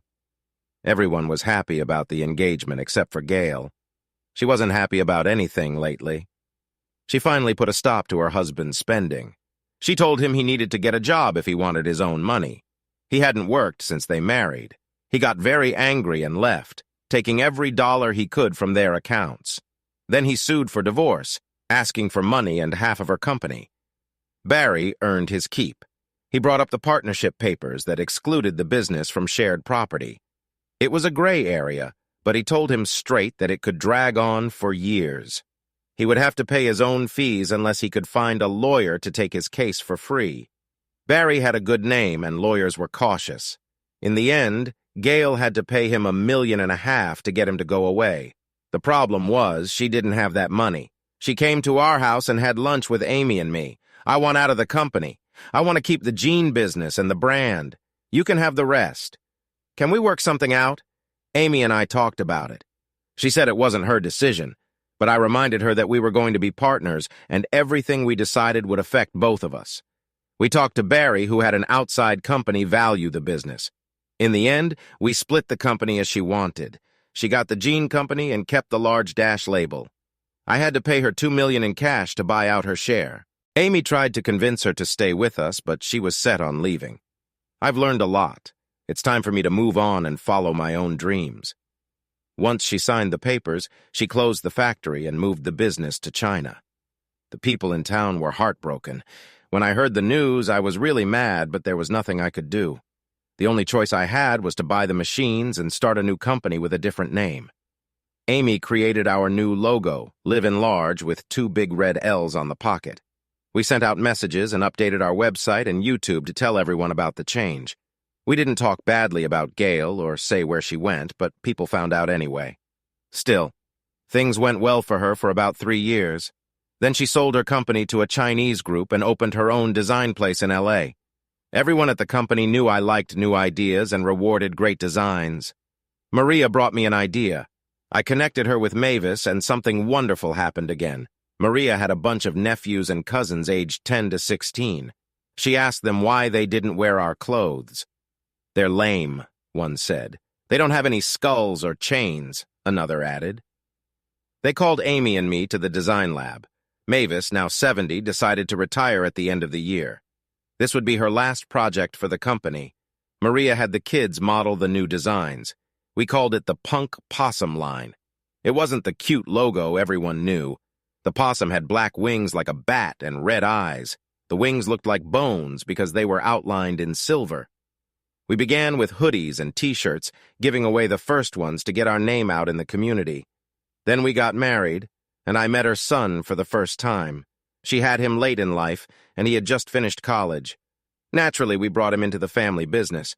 Greg took him under his wing, and Jerry helped, too. Rosalind met someone special, and things became serious. Before we knew it, she got married and moved away. Although the boys would never say it, they were relieved.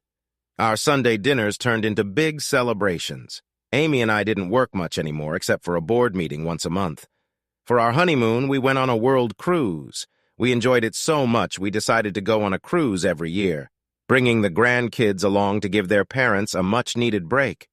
So far, life has been good. Mavis did retire for 6 months, but then she called me. "Do you know who Ozzy Osbourne is?" she asked. That was a strange question from a 70-year-old woman. "Yes, Mavis, I do. Great, because I'm about to quote him. Retirement sucks. When can I come back? Just as soon as you can walk through the door." And she's still going strong. Before moving on to the second story, please let me know your opinion. Do you like the story long or short, a series or separate parts? The comments section is always welcome, and don't forget to let me know which of these 2 stories you like better. Story 2, Black Friday. The alarm went off at 3 in the morning. I can't understand why otherwise normal smart women wake up so early, fight huge crowds all for a deal. But my wife loved it, and I loved my wife. So I got up, cooked a big breakfast, and helped her get ready. "Hey," called my stepdaughter Amy, walking into the kitchen to grab a cup of coffee. "Hi, sweetie," I replied, feeling her kiss my cheek. "Ready to take on the crowds?" "Ha!" she laughed. "We have a plan. I'm wearing the right shoes this time. Last year, a huge woman stepped on her toes. They hurt for weeks.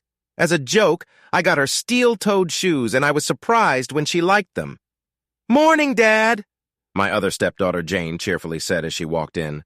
I had the water ready, cut the lemon, and she sat at the table with her Earl Grey tea, checking the sale papers and planning their route. I shook my head, thinking if she could plan like this in the military, General Jane would rule the world. Next, my nieces Lori and Sandy came in. They kissed me, poured coffee, and looked over Jane's plan.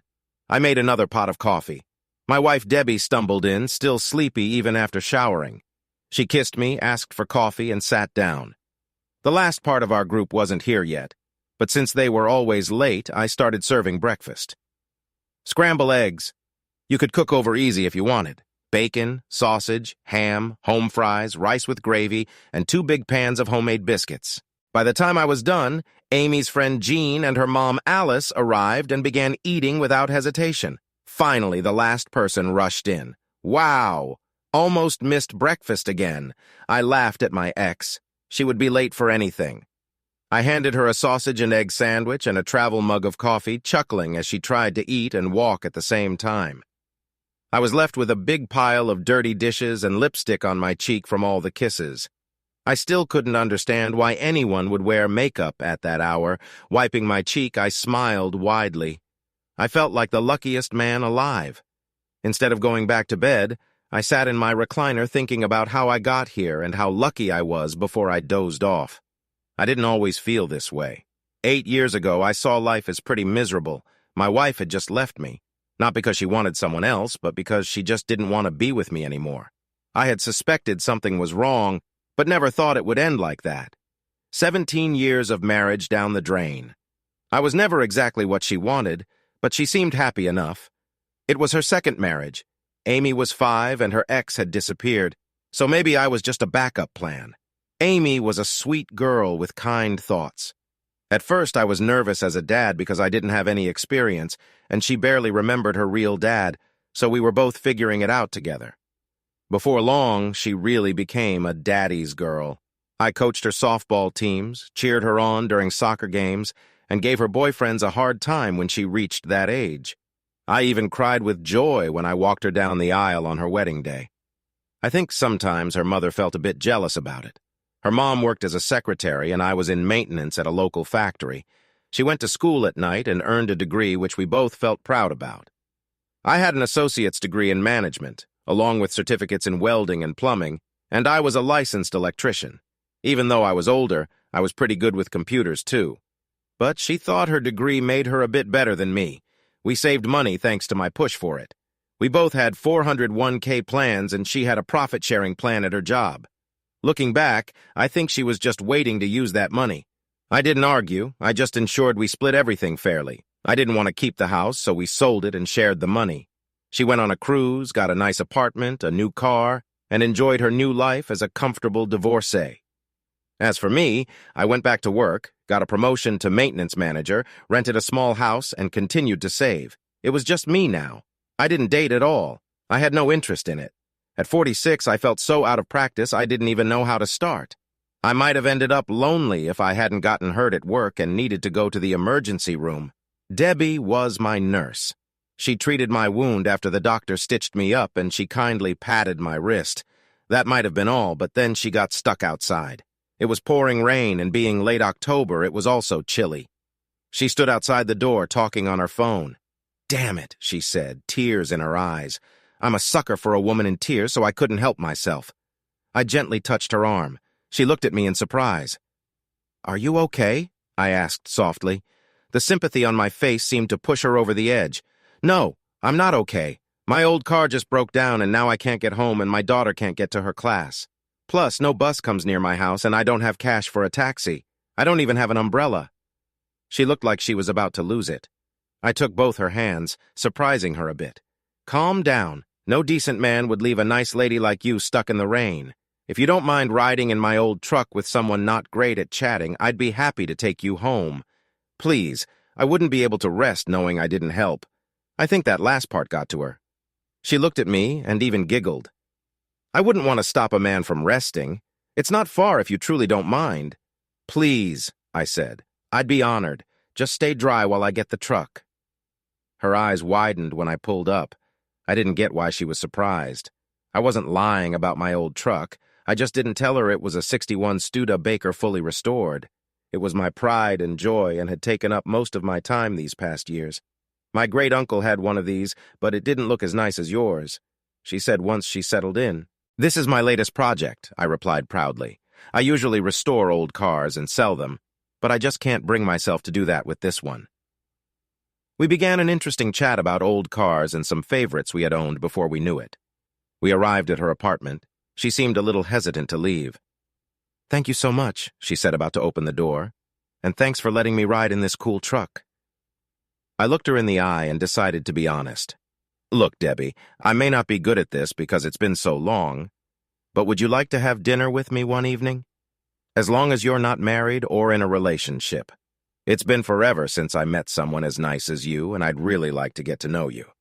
I might have upset her, judging by the look she gave me, then she spoke up. "I don't see a ring. Are you married?" I shook my head. I was for 17 years, but not for the past 2. Thankfully, there was no cheating or nasty fights. She just woke up one morning and decided she wanted to be single again. She refused counseling and wouldn't talk about it. In the end, she hinted she was just bored. It took me a while to accept that. Her eyes widened. That sounds even worse than if she had cheated. My story is less dramatic. He wanted to stay married, but also date other women.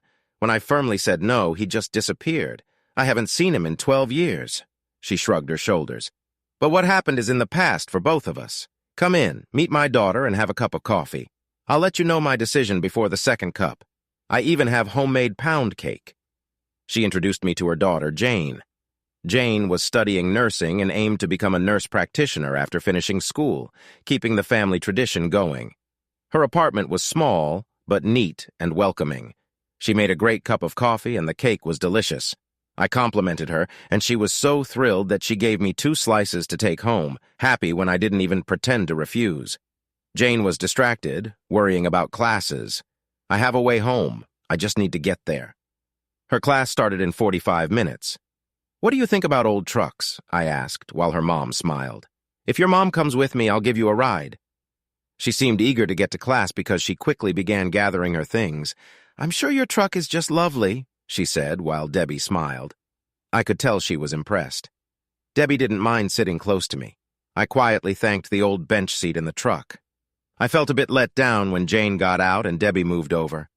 I stopped in front of her apartment.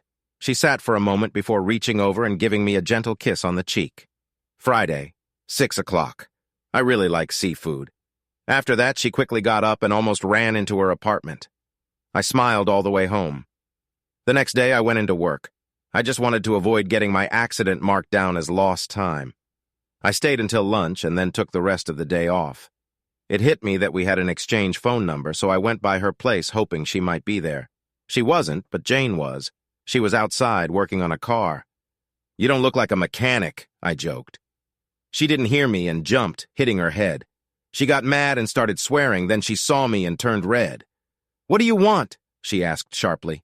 "I didn't get your mom's phone number. We have a date on Friday. I wanted to check if the restaurant I picked is okay with her. Here, ask her to call." I gave her my business card, which had my phone number on it. She looked it over. "Maintenance manager, huh? Do you know anything about cars?" she asked. I just smiled. "Let me take a look." By the time Debbie got off work, I had fixed the car. The belt was broken. They had drained the battery, but I jumped it and I had Jane drive it around to charge it up. It also needed oil and had a dirty air filter, so I replaced those 2. I showed Jane how to check the oil and transmission fluid while I explained everything. She was grateful and even hugged me. "Please have your mom call," I reminded her as she got in the car. "Yes, sir," she said, smiling. "And thank you." I smiled back. "Go on, don't keep her waiting." Later, I got a nice call from Debbie. She thanked me a lot and insisted on paying me. She asked how much it would cost. "I have a little flaw. I love to trade. It makes me happy to find a deal that works for both of us." "Let's do that for your car." Her voice got cold. "What do you want to trade for?" Oh dear, she misunderstood. I paused, then decided to have some fun. Something personal, something I hope you don't do for many men. I heard her gasp. Before she could get upset, I laughed. "Here's the deal. I haven't had a real home-cooked meal in almost 2 years. That's what I want. Nothing fancy, just meatloaf or a casserole. Dessert would be a bonus. Does that sound good?" There was silence, and I wondered if she hung up. I make great fried chicken, garlic mashed potatoes, and steamed broccoli for sides. My mouth is watering already. "What time?" I could feel her smiling. "We'll decide on Friday. How do you feel about chocolate pie?" "Hold on, I'm getting dizzy. I haven't had good chocolate pie in years." I looked at myself in the mirror. I knew I didn't look perfect. I had a bit of a belly, probably about 15 pounds over my ideal weight. Still, I was in decent shape since my job kept me active. I had scars on my arms from working with machines and being clumsy when I was younger. I was bald and kept my head shaved. No facial hair either. I was often described as rugged, but I didn't look like a prince. I wore glasses because I couldn't see well. Still, I made an effort. I wore a suit, a tie, and polished shoes. I even drove my nice car instead of my truck. I thought about her while I drove over. She wasn't a beauty queen, and she was closer to 50 than 40. She had a typical shape that many women have as they age, maybe 30 pounds heavier. But it suited her. Still, she had a warm smile that made me feel good, and there was a beauty inside her that shone through. When she opened the door, she took one look at me, squeaked, and ran into her bedroom. I stood there unsure if I should leave or stay when Jane came out smiling. "Please come in. Mom just realized she didn't dress up for your night out. She'll be here in a minute. Would you like something to drink, water, soda, or beer?" I sat down feeling a bit awkward. I thought she found it funny. "No thanks. I haven't had a beer in almost 10 years. She looked at me strangely. "Do you have a problem with alcohol?" I felt myself blush. "Yes, I don't like the taste, Besides that, no problem. Mom will love that. Her last boyfriend drank a bit too much. That's one of the reasons they stopped seeing each other. Just then, Debbie came back out. She wore a burgundy dress that went to her knees. I thought she looked beautiful. You look great, I said, meaning it. She turned red while Jane giggled. I had to change, Debbie said. It's been a long time since I went out with a man in a suit. Jane chimed in to ease the tension. I think you both look wonderful. You'll turn heads at the restaurant. I took that as a hint to leave, so I offered my arm to Debbie. She paused outside, looking for the truck. I smiled for the first time that night.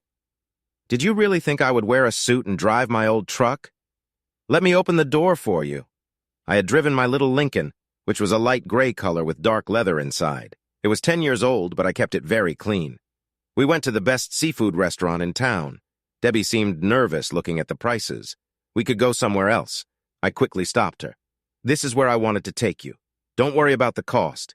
If you don't order what you want, I'll swap it for the most expensive thing on the menu. Do you understand? I don't eat out much, so I choose nice places. Now, let's order. We both chose seafood platters. Mine was large and hers was small. We had to get a doggy bag because we left a lot of food on our plates. I shared stories about my life, and she told me about hers. Her ex-boyfriend left her with a lot of debt she's still trying to clear. She lost her house, and I could hear the pain in her voice. She had tears when she talked about her flower beds and bird feeders. I told her how my wife left me to chase adventures. She wasn't careful with her money, and her expensive vacations stopped. I mentioned my little house and my hobbies like gardening and fixing up old cars.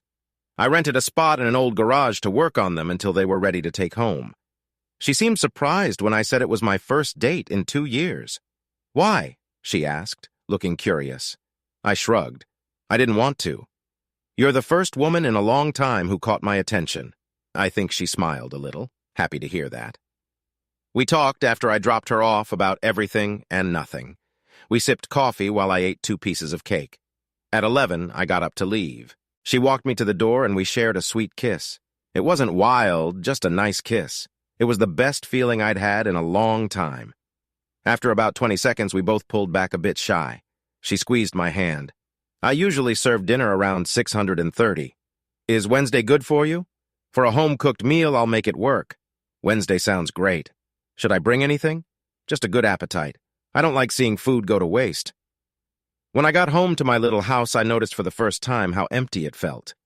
I thought about her as I fell asleep. Jane opened the door with her usual smile. Mom took today off and has been cooking since 3. You better say it's good. From the smell, I'm sure I will. What do I do with these? I didn't want to show up empty-handed, so I stopped and bought some flowers. Give them to Mom, of course. How long has it been since you've had a date? I thought it was funny how she used the word woo. Probably since before you were born, and I wasn't really good at it then. Her smile got bigger. Don't worry, I'll help you now and then. Mom seems really happy. She looked serious all of a sudden. Don't hurt her, okay? Life has not been kind to us. I was about to respond when Debbie came out of the kitchen. Jane, who was at the... She stopped when she saw me in the flowers. I held them out. Hello, Debbie. I thought you might like these. Her hands shook a little as she took the flowers. It seemed like a long time since anyone had given her some. I made a note to plant flowers next spring. These are lovely, she said, handing them to Jane. Put these in some water, please. Dinner in 20. We were all surprised when she kissed my cheek. Then she hurried back into the kitchen. Jane and I talked. She was 20 and just starting her 2nd year of school. She was focused on her goals. Luckily, community college doesn't cost much, but it gets expensive when I transfer. I hope to get a scholarship. It's going to be tough if I don't. Debbie called us to the table before we could keep talking. The food was great, just like I thought. We discussed everyday topics, our hobbies and our families. I told them about my older sisters and their families, all girls. They didn't have close family nearby and didn't visit them often. I don't think that bothered them much. Before the night ended, we made plans to go to a movie on Saturday. I hadn't watched a movie in 10 years. I let her choose, so we went to see a romantic movie. I didn't mind because she held my hand almost the whole time. She had tears in her eyes at the end and leaned against me. I just love happy endings, don't you? Even if she had said she wanted a scary movie instead, I would have agreed. After the movie, we went to a small Italian place she knew and had pizza, saving the extra slices for Jane. She invited me in. Jane's on a date and I'm a bit nervous being alone. Is that okay? Of course. We sat on the couch sipping coffee, and after a while we cuddled. She leaned in for a small kiss. Just as I was about to kiss her more, Jane got home. We quickly pulled apart. She saw our blushing faces and giggled. She went into her room saying it would be easier for us to talk, but having her there made us behave. I got a nice goodbye kiss and a date for the next Saturday plus dinner on Wednesday. This created a routine. We had a date on the weekend and dinner on Wednesdays. About every third time I took them out. Nothing fancy, just a nice buffet or barbecue place. They seemed to enjoy being spoiled a little. I looked forward to seeing both of them. I missed having family around. I thought everything was going well. We were in our 5th month and hadn't gotten close in an intimate way yet, but we were getting there. One day, as I walked into a mall to buy a new tool, I passed a jewelry store. Before I knew it, I was looking at engagement rings, wondering which one she might like. I gathered my courage, walked inside, and before I knew it, a young salesgirl had convinced me to buy a ring she said many women liked. I bought it right away, reassured that if she didn't like it or said no, I could return it. It was early March, and I thought about surprising her with a wedding in June. I had heard that women liked that idea. She had gotten me to take her to church every Sunday. I wasn't really into going to church, but her faith was important to her. To my surprise, I started enjoying it. I even helped out sometimes at events or projects. I began to join the men's breakfast every other week. I thought I was happy, and I hoped she was too. Everything changed the next Wednesday. We had just finished a nice dinner and were enjoying dessert. I asked her what she wanted to do over the weekend. She had a strange look on her face. "I'm sorry, Frank, but I already made other plans. A doctor at work invited me to a fundraiser at the country club, and I said yes." The news hit me hard. I felt like she had slapped me. The pound cake in my stomach felt heavy. I stumbled over my words. Okay then. Maybe another time. I muttered some meaningless words and left. I was hurt. But I hadn't said anything to make her think we had to be faithful to each other. She hadn't made any promises, and I hadn't asked for any. I just thought she felt the same way about me as I did about her. I was wrong. On Saturday, I sat at home feeling angry. I was mad at her, mad at myself, and mad at the whole situation. People have told me I can be stubborn. If she wanted a doctor, fine, she could have him. I didn't go to church that Sunday and didn't call or visit her that Wednesday. On Thursday, she called, but I let the call go to voicemail. I deleted 3 messages without listening to them. I ignored her call on Friday, too. She left a message asking how to dress for our planned date. I waited until she was at work to leave my own message, saying I had other plans and didn't remember inviting her out. I hoped I hadn't given her the wrong idea. I packed my truck and headed to the mountains.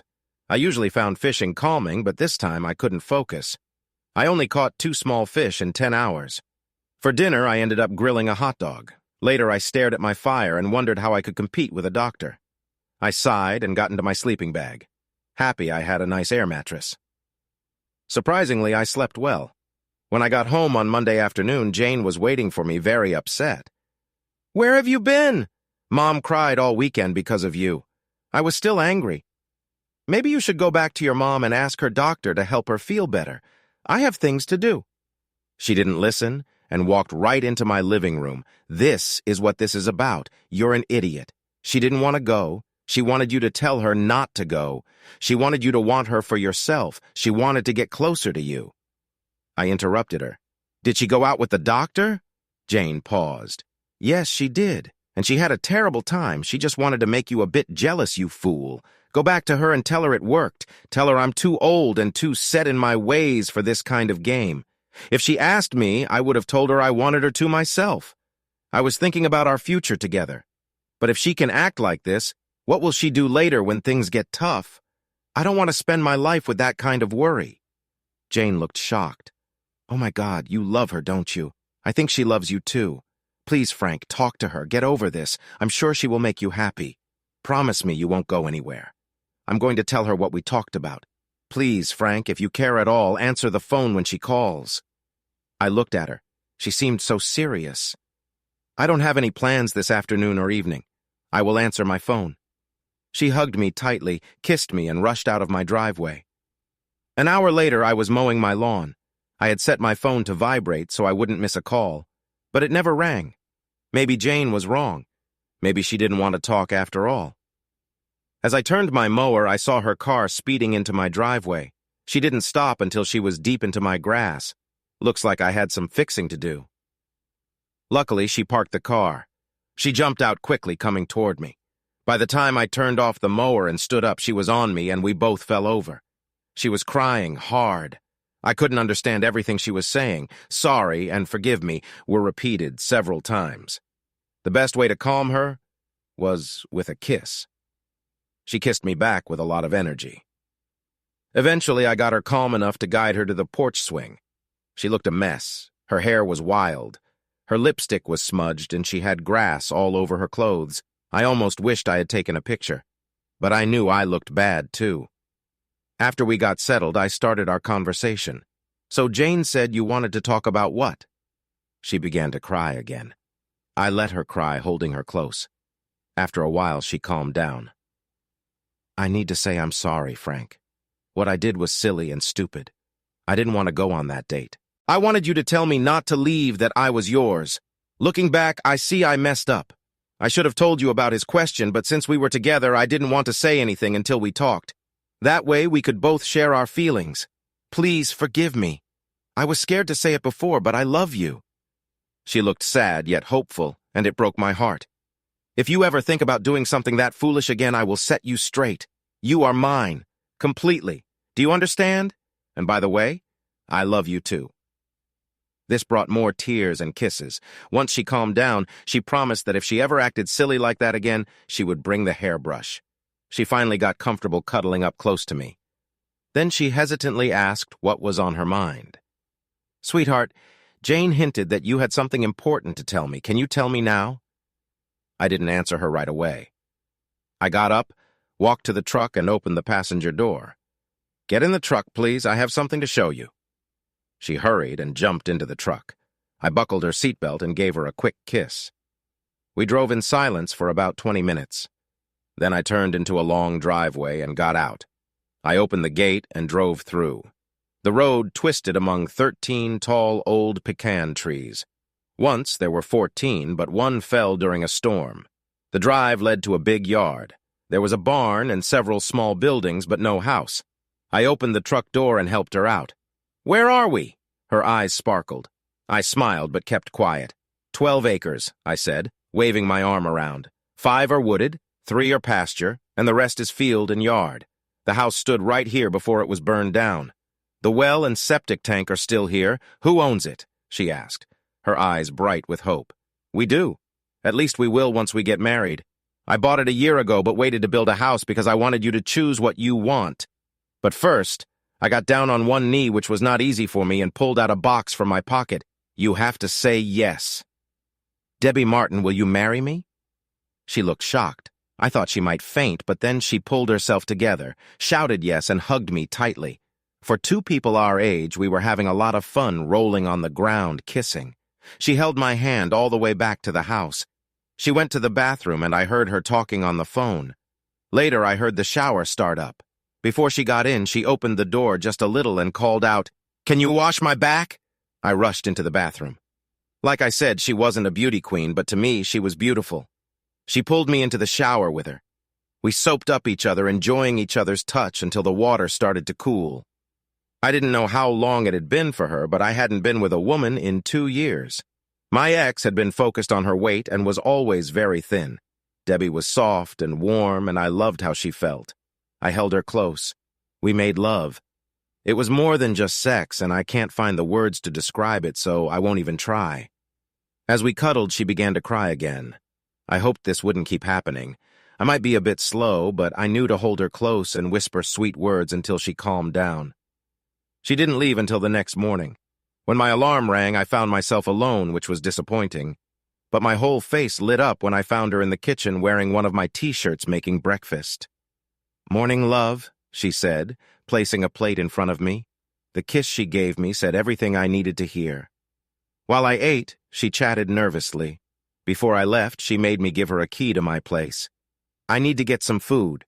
You don't have much in the pantry. How can I feed you with an empty kitchen?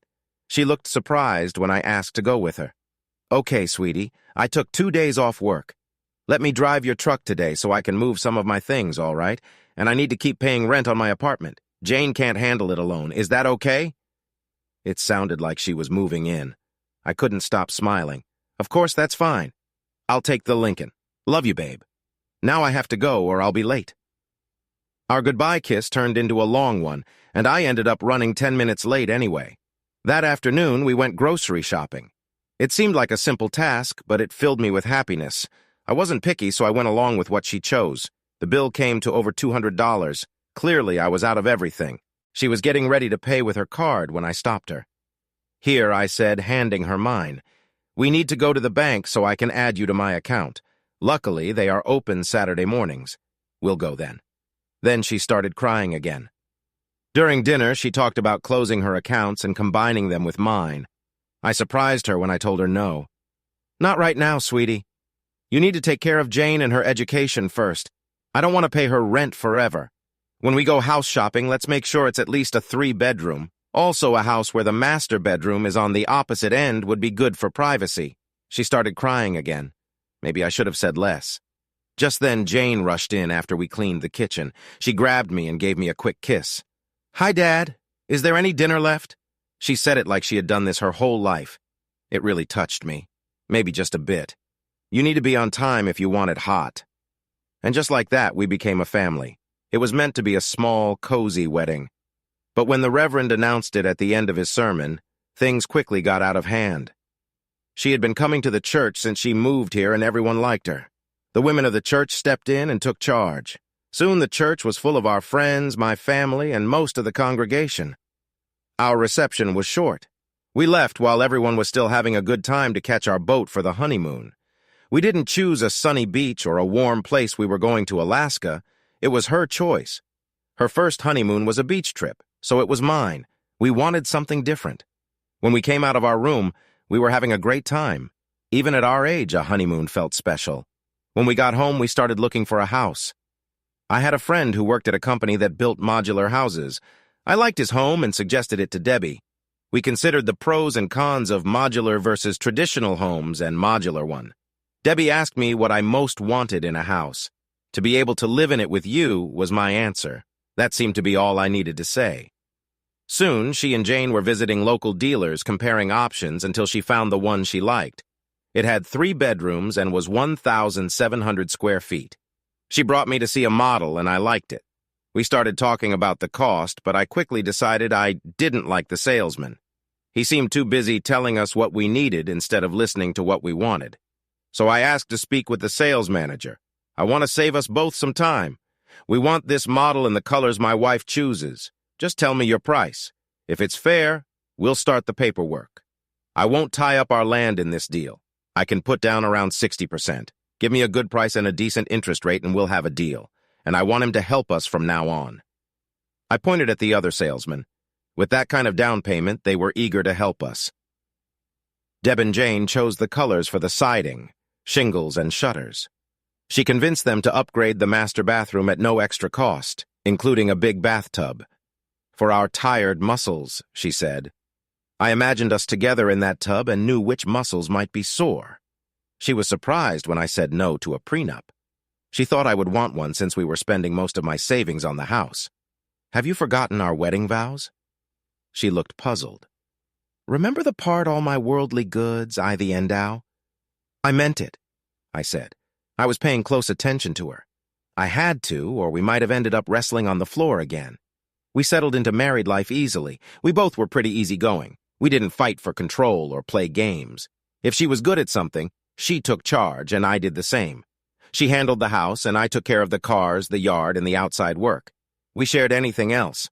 I gave up my rented garage and made one of our buildings into a workshop. I also kept the barn in good shape just in case I needed it. When her old apartment lease ended, Jane moved in with us. It was an adjustment, but we knew it wouldn't be forever. Jane graduated and became a nurse. She needed to get a master's degree to follow her dream of being a nurse practitioner, but she had to find the money first. She was in line for a partial scholarship, but it only covered less than half. She thought about working full-time for a year to save money, but if she did, there was no guarantee her scholarship would still be there. I had bought an old pickup truck for a good price. I rebuilt the engine and fixed the body, but it still needed paint, something I couldn't do. One Saturday morning, I gathered them at the kitchen table. This was where we made most of our big choices. I've thought a lot about this. I helped my first daughter go to college. I can't ignore my second. Jane, this is for you. I handed her a check for $28,000. Where did this come from? She asked, her voice shaking while Debbie looked on in shock. I sold my old car. I've got the pickup and it's much more practical. It was the right time and this money will help. With this and the scholarship, you can focus on your studies. We'll take care of your gas and other needs. All you need to do is graduate. And yes, we expect free health care, I added with a smile. I didn't know who was more surprised, Jane or Debbie. Then the tears started, followed by hugs. Later, I got some affection from my wife. You didn't have to do that, she whispered in my ear as we relaxed. Yes, I did. I never had any kids and I always wanted a big family. For a long time, I thought it would just be Amy. Then you gave me Jane. I never got to help raise her, and this is my way of catching up. I probably should have talked to you about it first, but I knew you would have tried to talk me out of it. She deserves this, honey. Be happy for her. She snuggled closer. I am. I'm also happy for myself. I don't know what I did to deserve you. I think all the tough times I had before were a test to help me appreciate what you've given me. I promised God and myself I would always be worthy of your love. Now I had tears in my eyes, too. I held her tighter. Now, shh. I'm the lucky one. Get some sleep. We have a lot to do tomorrow. Her hand wandered. You'll sleep in tomorrow because I plan to keep you up a little longer. Wow, twice in one night. We hadn't done something like that since 6 months after our wedding. I started a garden because I always wanted to have one. I grew beans, corn, tomatoes, and cucumbers. At first, Debbie didn't care much about it, but when the vegetables were ready to pick, she got excited. That made her sign up for canning classes at the local extension office and look for a freezer. We had so many vegetables that we gave some away, which helped us get closer to our neighbors and family. I thought it was a waste to leave our field empty, so I took Debbie to a seminar about small farms. We were surprised by what we could do. I found an old Ford tractor that needed fixing up, and I worked on it all winter. We searched through ads and auctions until we had enough tools, and that spring we started planting.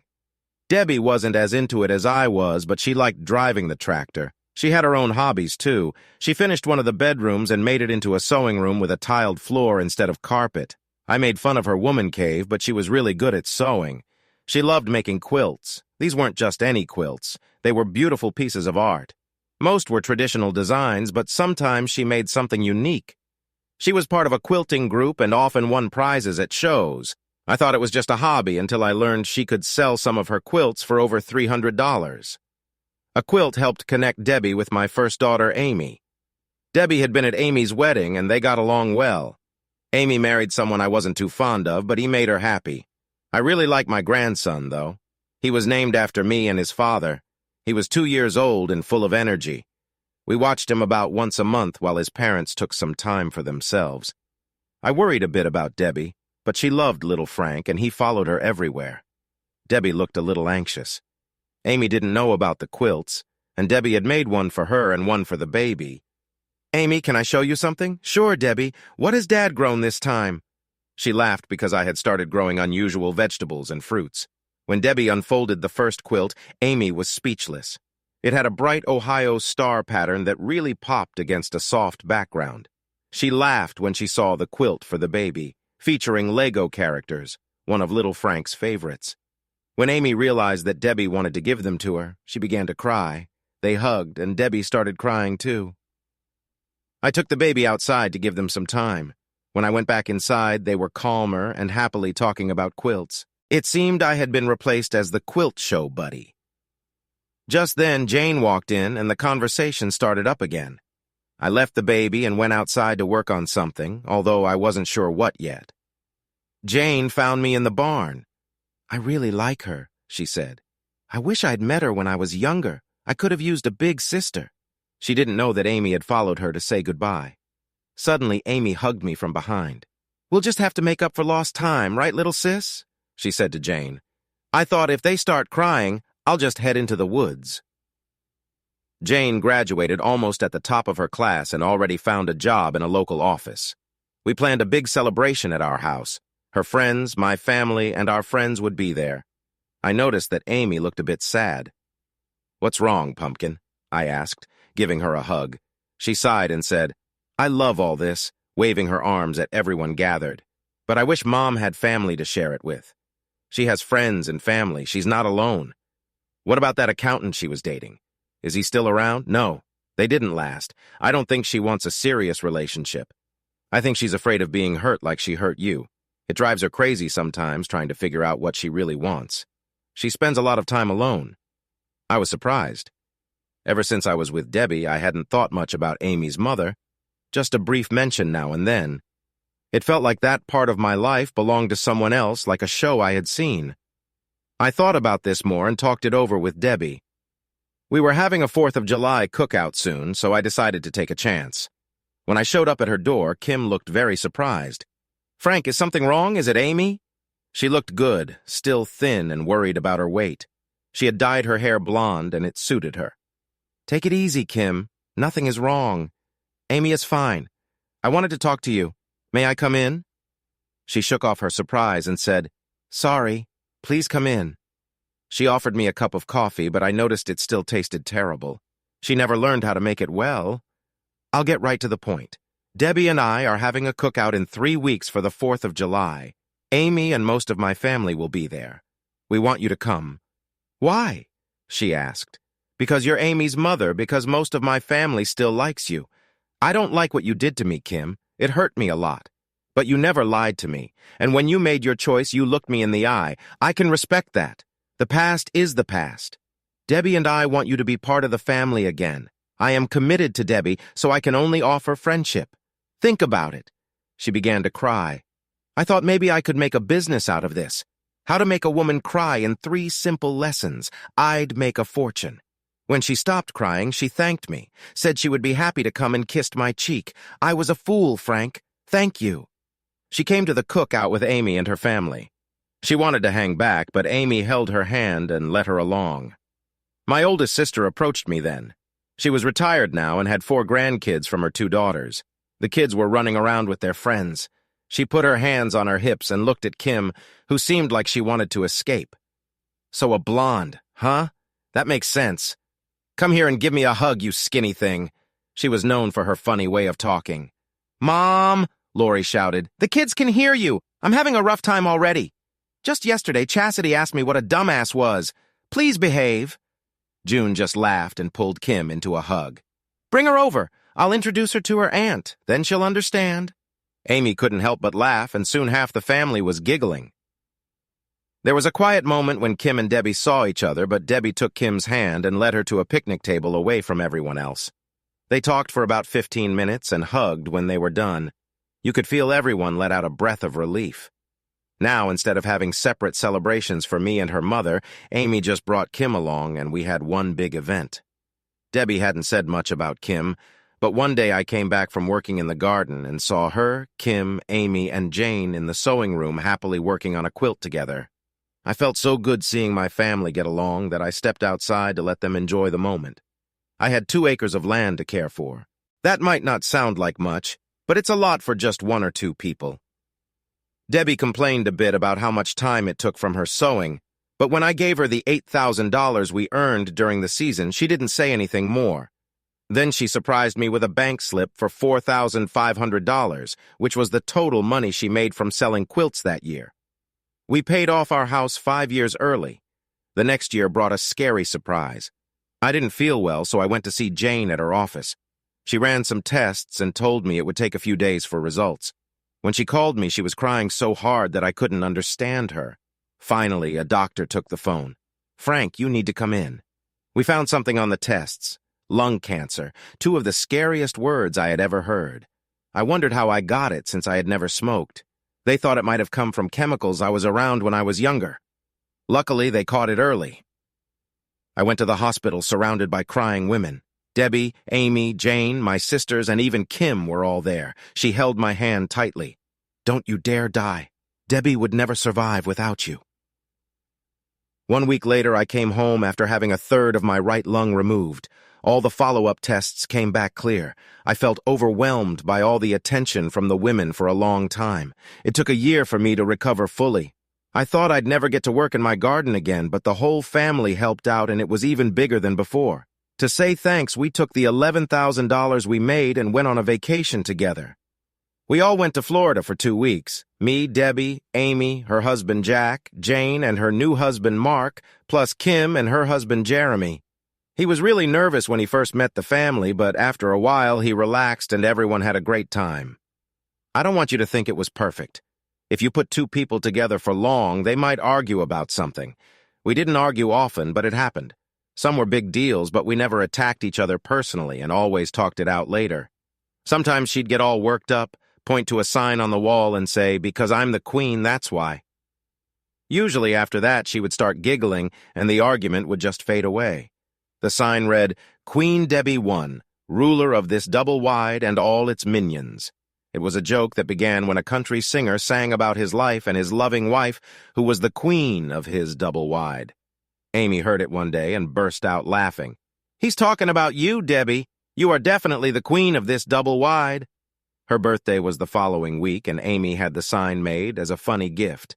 Debbie loved it so much that she hung it on the living room wall. We all thought it was hilarious and very fitting. One morning I woke up to little Frank, now 6, pulling on my sleeve.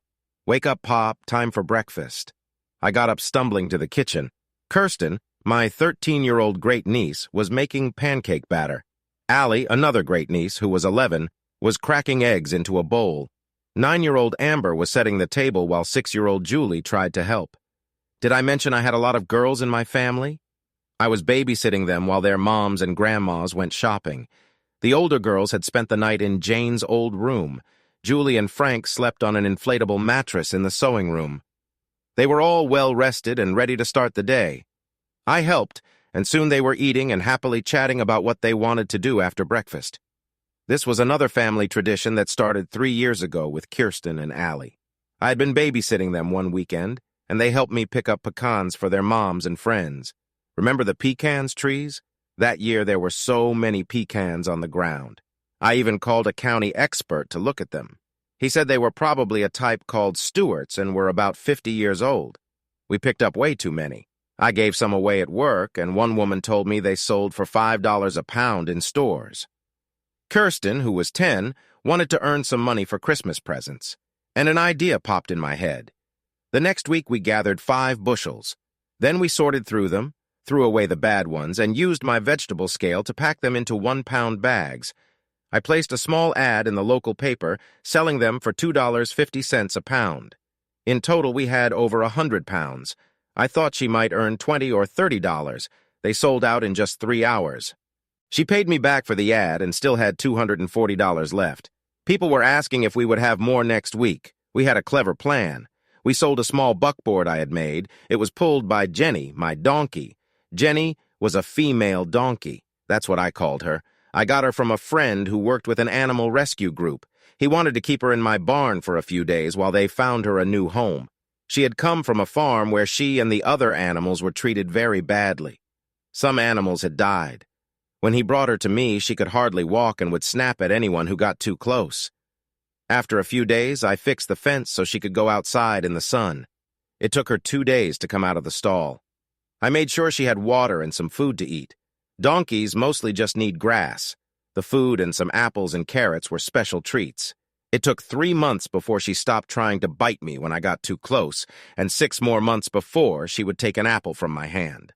After a year, she would run to the fence when I came out making a noise for a treat.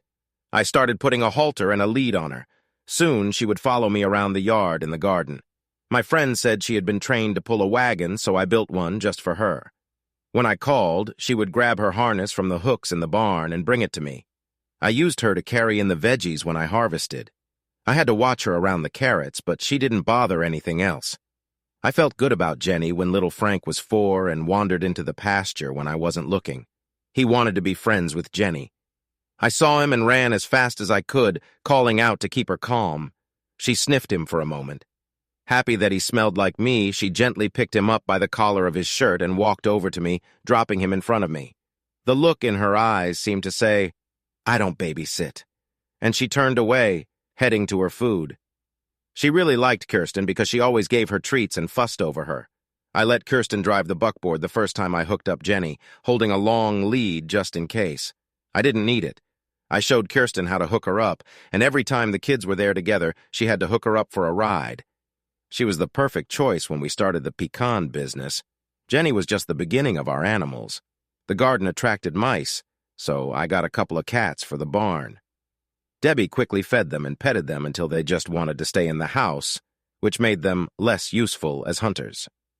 My friend brought me a big dog that needed rescuing. It was a Great Pyrenees, a loyal dog known for protecting things. He was helpful in keeping pests away from the chickens that Debbie wanted, as they laid colored eggs, usually pretty blues and greens. The kids loved to collect the eggs. Later, my friend brought me a female llama that I named Dolly. I was a bit nervous about how Dolly and Jenny would get along, but they seemed to like each other and even slept in the same stall.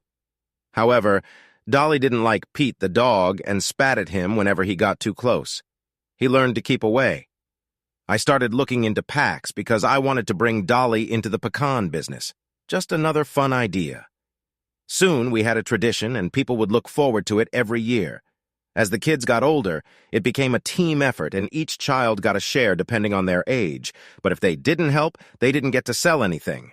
It taught them important lessons. This year was especially good. We picked 700 pounds over 3 weekends. Allie was good at math, so she counted the money. Kirsten got the orders ready since most people wanted more than 1 pound. Amber would bag them and Julie and Frank took turns delivering them. This way everyone worked based on their skills and how old they were. Meanwhile, Jenny just stood and looked bored. They sold 600 pounds in 4 hours. I left them to work, but kept an eye on them. These are tricky times, after all. When they finished, they had $1,500. Kirsten got $500, Allie got $400, June got $300, and the 2 younger ones got $150 each. They were all happy. Since most of the money were in 1s and 5s, it looked like a lot, especially to 6-year-old eyes. Of course, the 700 pounds was probably less than a fourth of what our 13 healthy pecan trees could produce. Deb and I talked about it and set aside 3 trees for family and sales, giving the rest to our church. They came to pick up the pecans over 2 Saturdays, usually with about 20 people. We made it a big event by providing sandwiches and drinks, helping out. The men would pick while the women sorted out the bad ones. They'd weigh everything into 1-pound bags to sell with the money going to help various projects. On good years, we could collect close to a ton, on bad years less than 1,000, but it was still a good amount. Finally, the girls came back in looking tired. I saw the minivan and the SUV they had used, both stuffed full. They flopped down on any available furniture, kicked off their shoes, loosened their clothes, and sighed or moaned depending on their age and energy. Nobody felt like cooking, so I ordered pizza. Amy complained about how much money she had spent while little Frank climbed into her lap. "You can have my money, Mommy," he said, showing her his bag. $150 looks like a lot when it's all in ones. She hugged him tightly. "Thanks, baby. But I'm okay. This is your money. You earned it. Next week we will go Christmas shopping and you can spend some of it. Sound good?"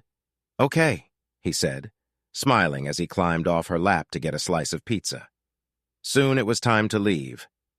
We shared more cheek kisses, and then they were gone, leaving me, Debbie, and the kids. The kids wanted to pick more pecans in the morning and sell them in the afternoon. Everyone was tired, so we went to bed early. Something felt off. After a moment I realized I was alone in bed. I got up and found Debbie crying in the living room looking at pictures of Jane when she was little. I worried something was wrong. "What's the matter? Are you okay?" She looked at me and smiled. "I'm fine. Jane told me a secret today. We are going to be grandparents again in 7 months, she told us in the van. We almost turned around to come back home. I hugged her tightly. I was so happy. Then, why are you crying? Because Jane told Amy she felt bad for having a boy before. She always said her first son would be named after you. They hugged and whispered, then said there could never be enough Franks, so her son will also be named Frank. Since Amy's Frank is the oldest, he will be called Big Frank, and Jane's son will be known as Little Frank. How does that make you feel?" I had tears in my eyes now. I guess I had been in a house full of emotions for too long. I feel proud and humble. Now let's go to bed. You need to help with the kids tomorrow. She kissed me before getting up. Okay, but you have to handle Jenny. I know she doesn't like me. I didn't follow her right away. I checked on the kids all snug in bed. I made sure the doors were locked, then stepped outside to listen to the sounds of the night. I looked up at the full moon and thought about how lucky I was. I had my dream, not money or power, just a loving wife and a big family that cared for one another. I sighed as I locked the back door. I needed to go to bed.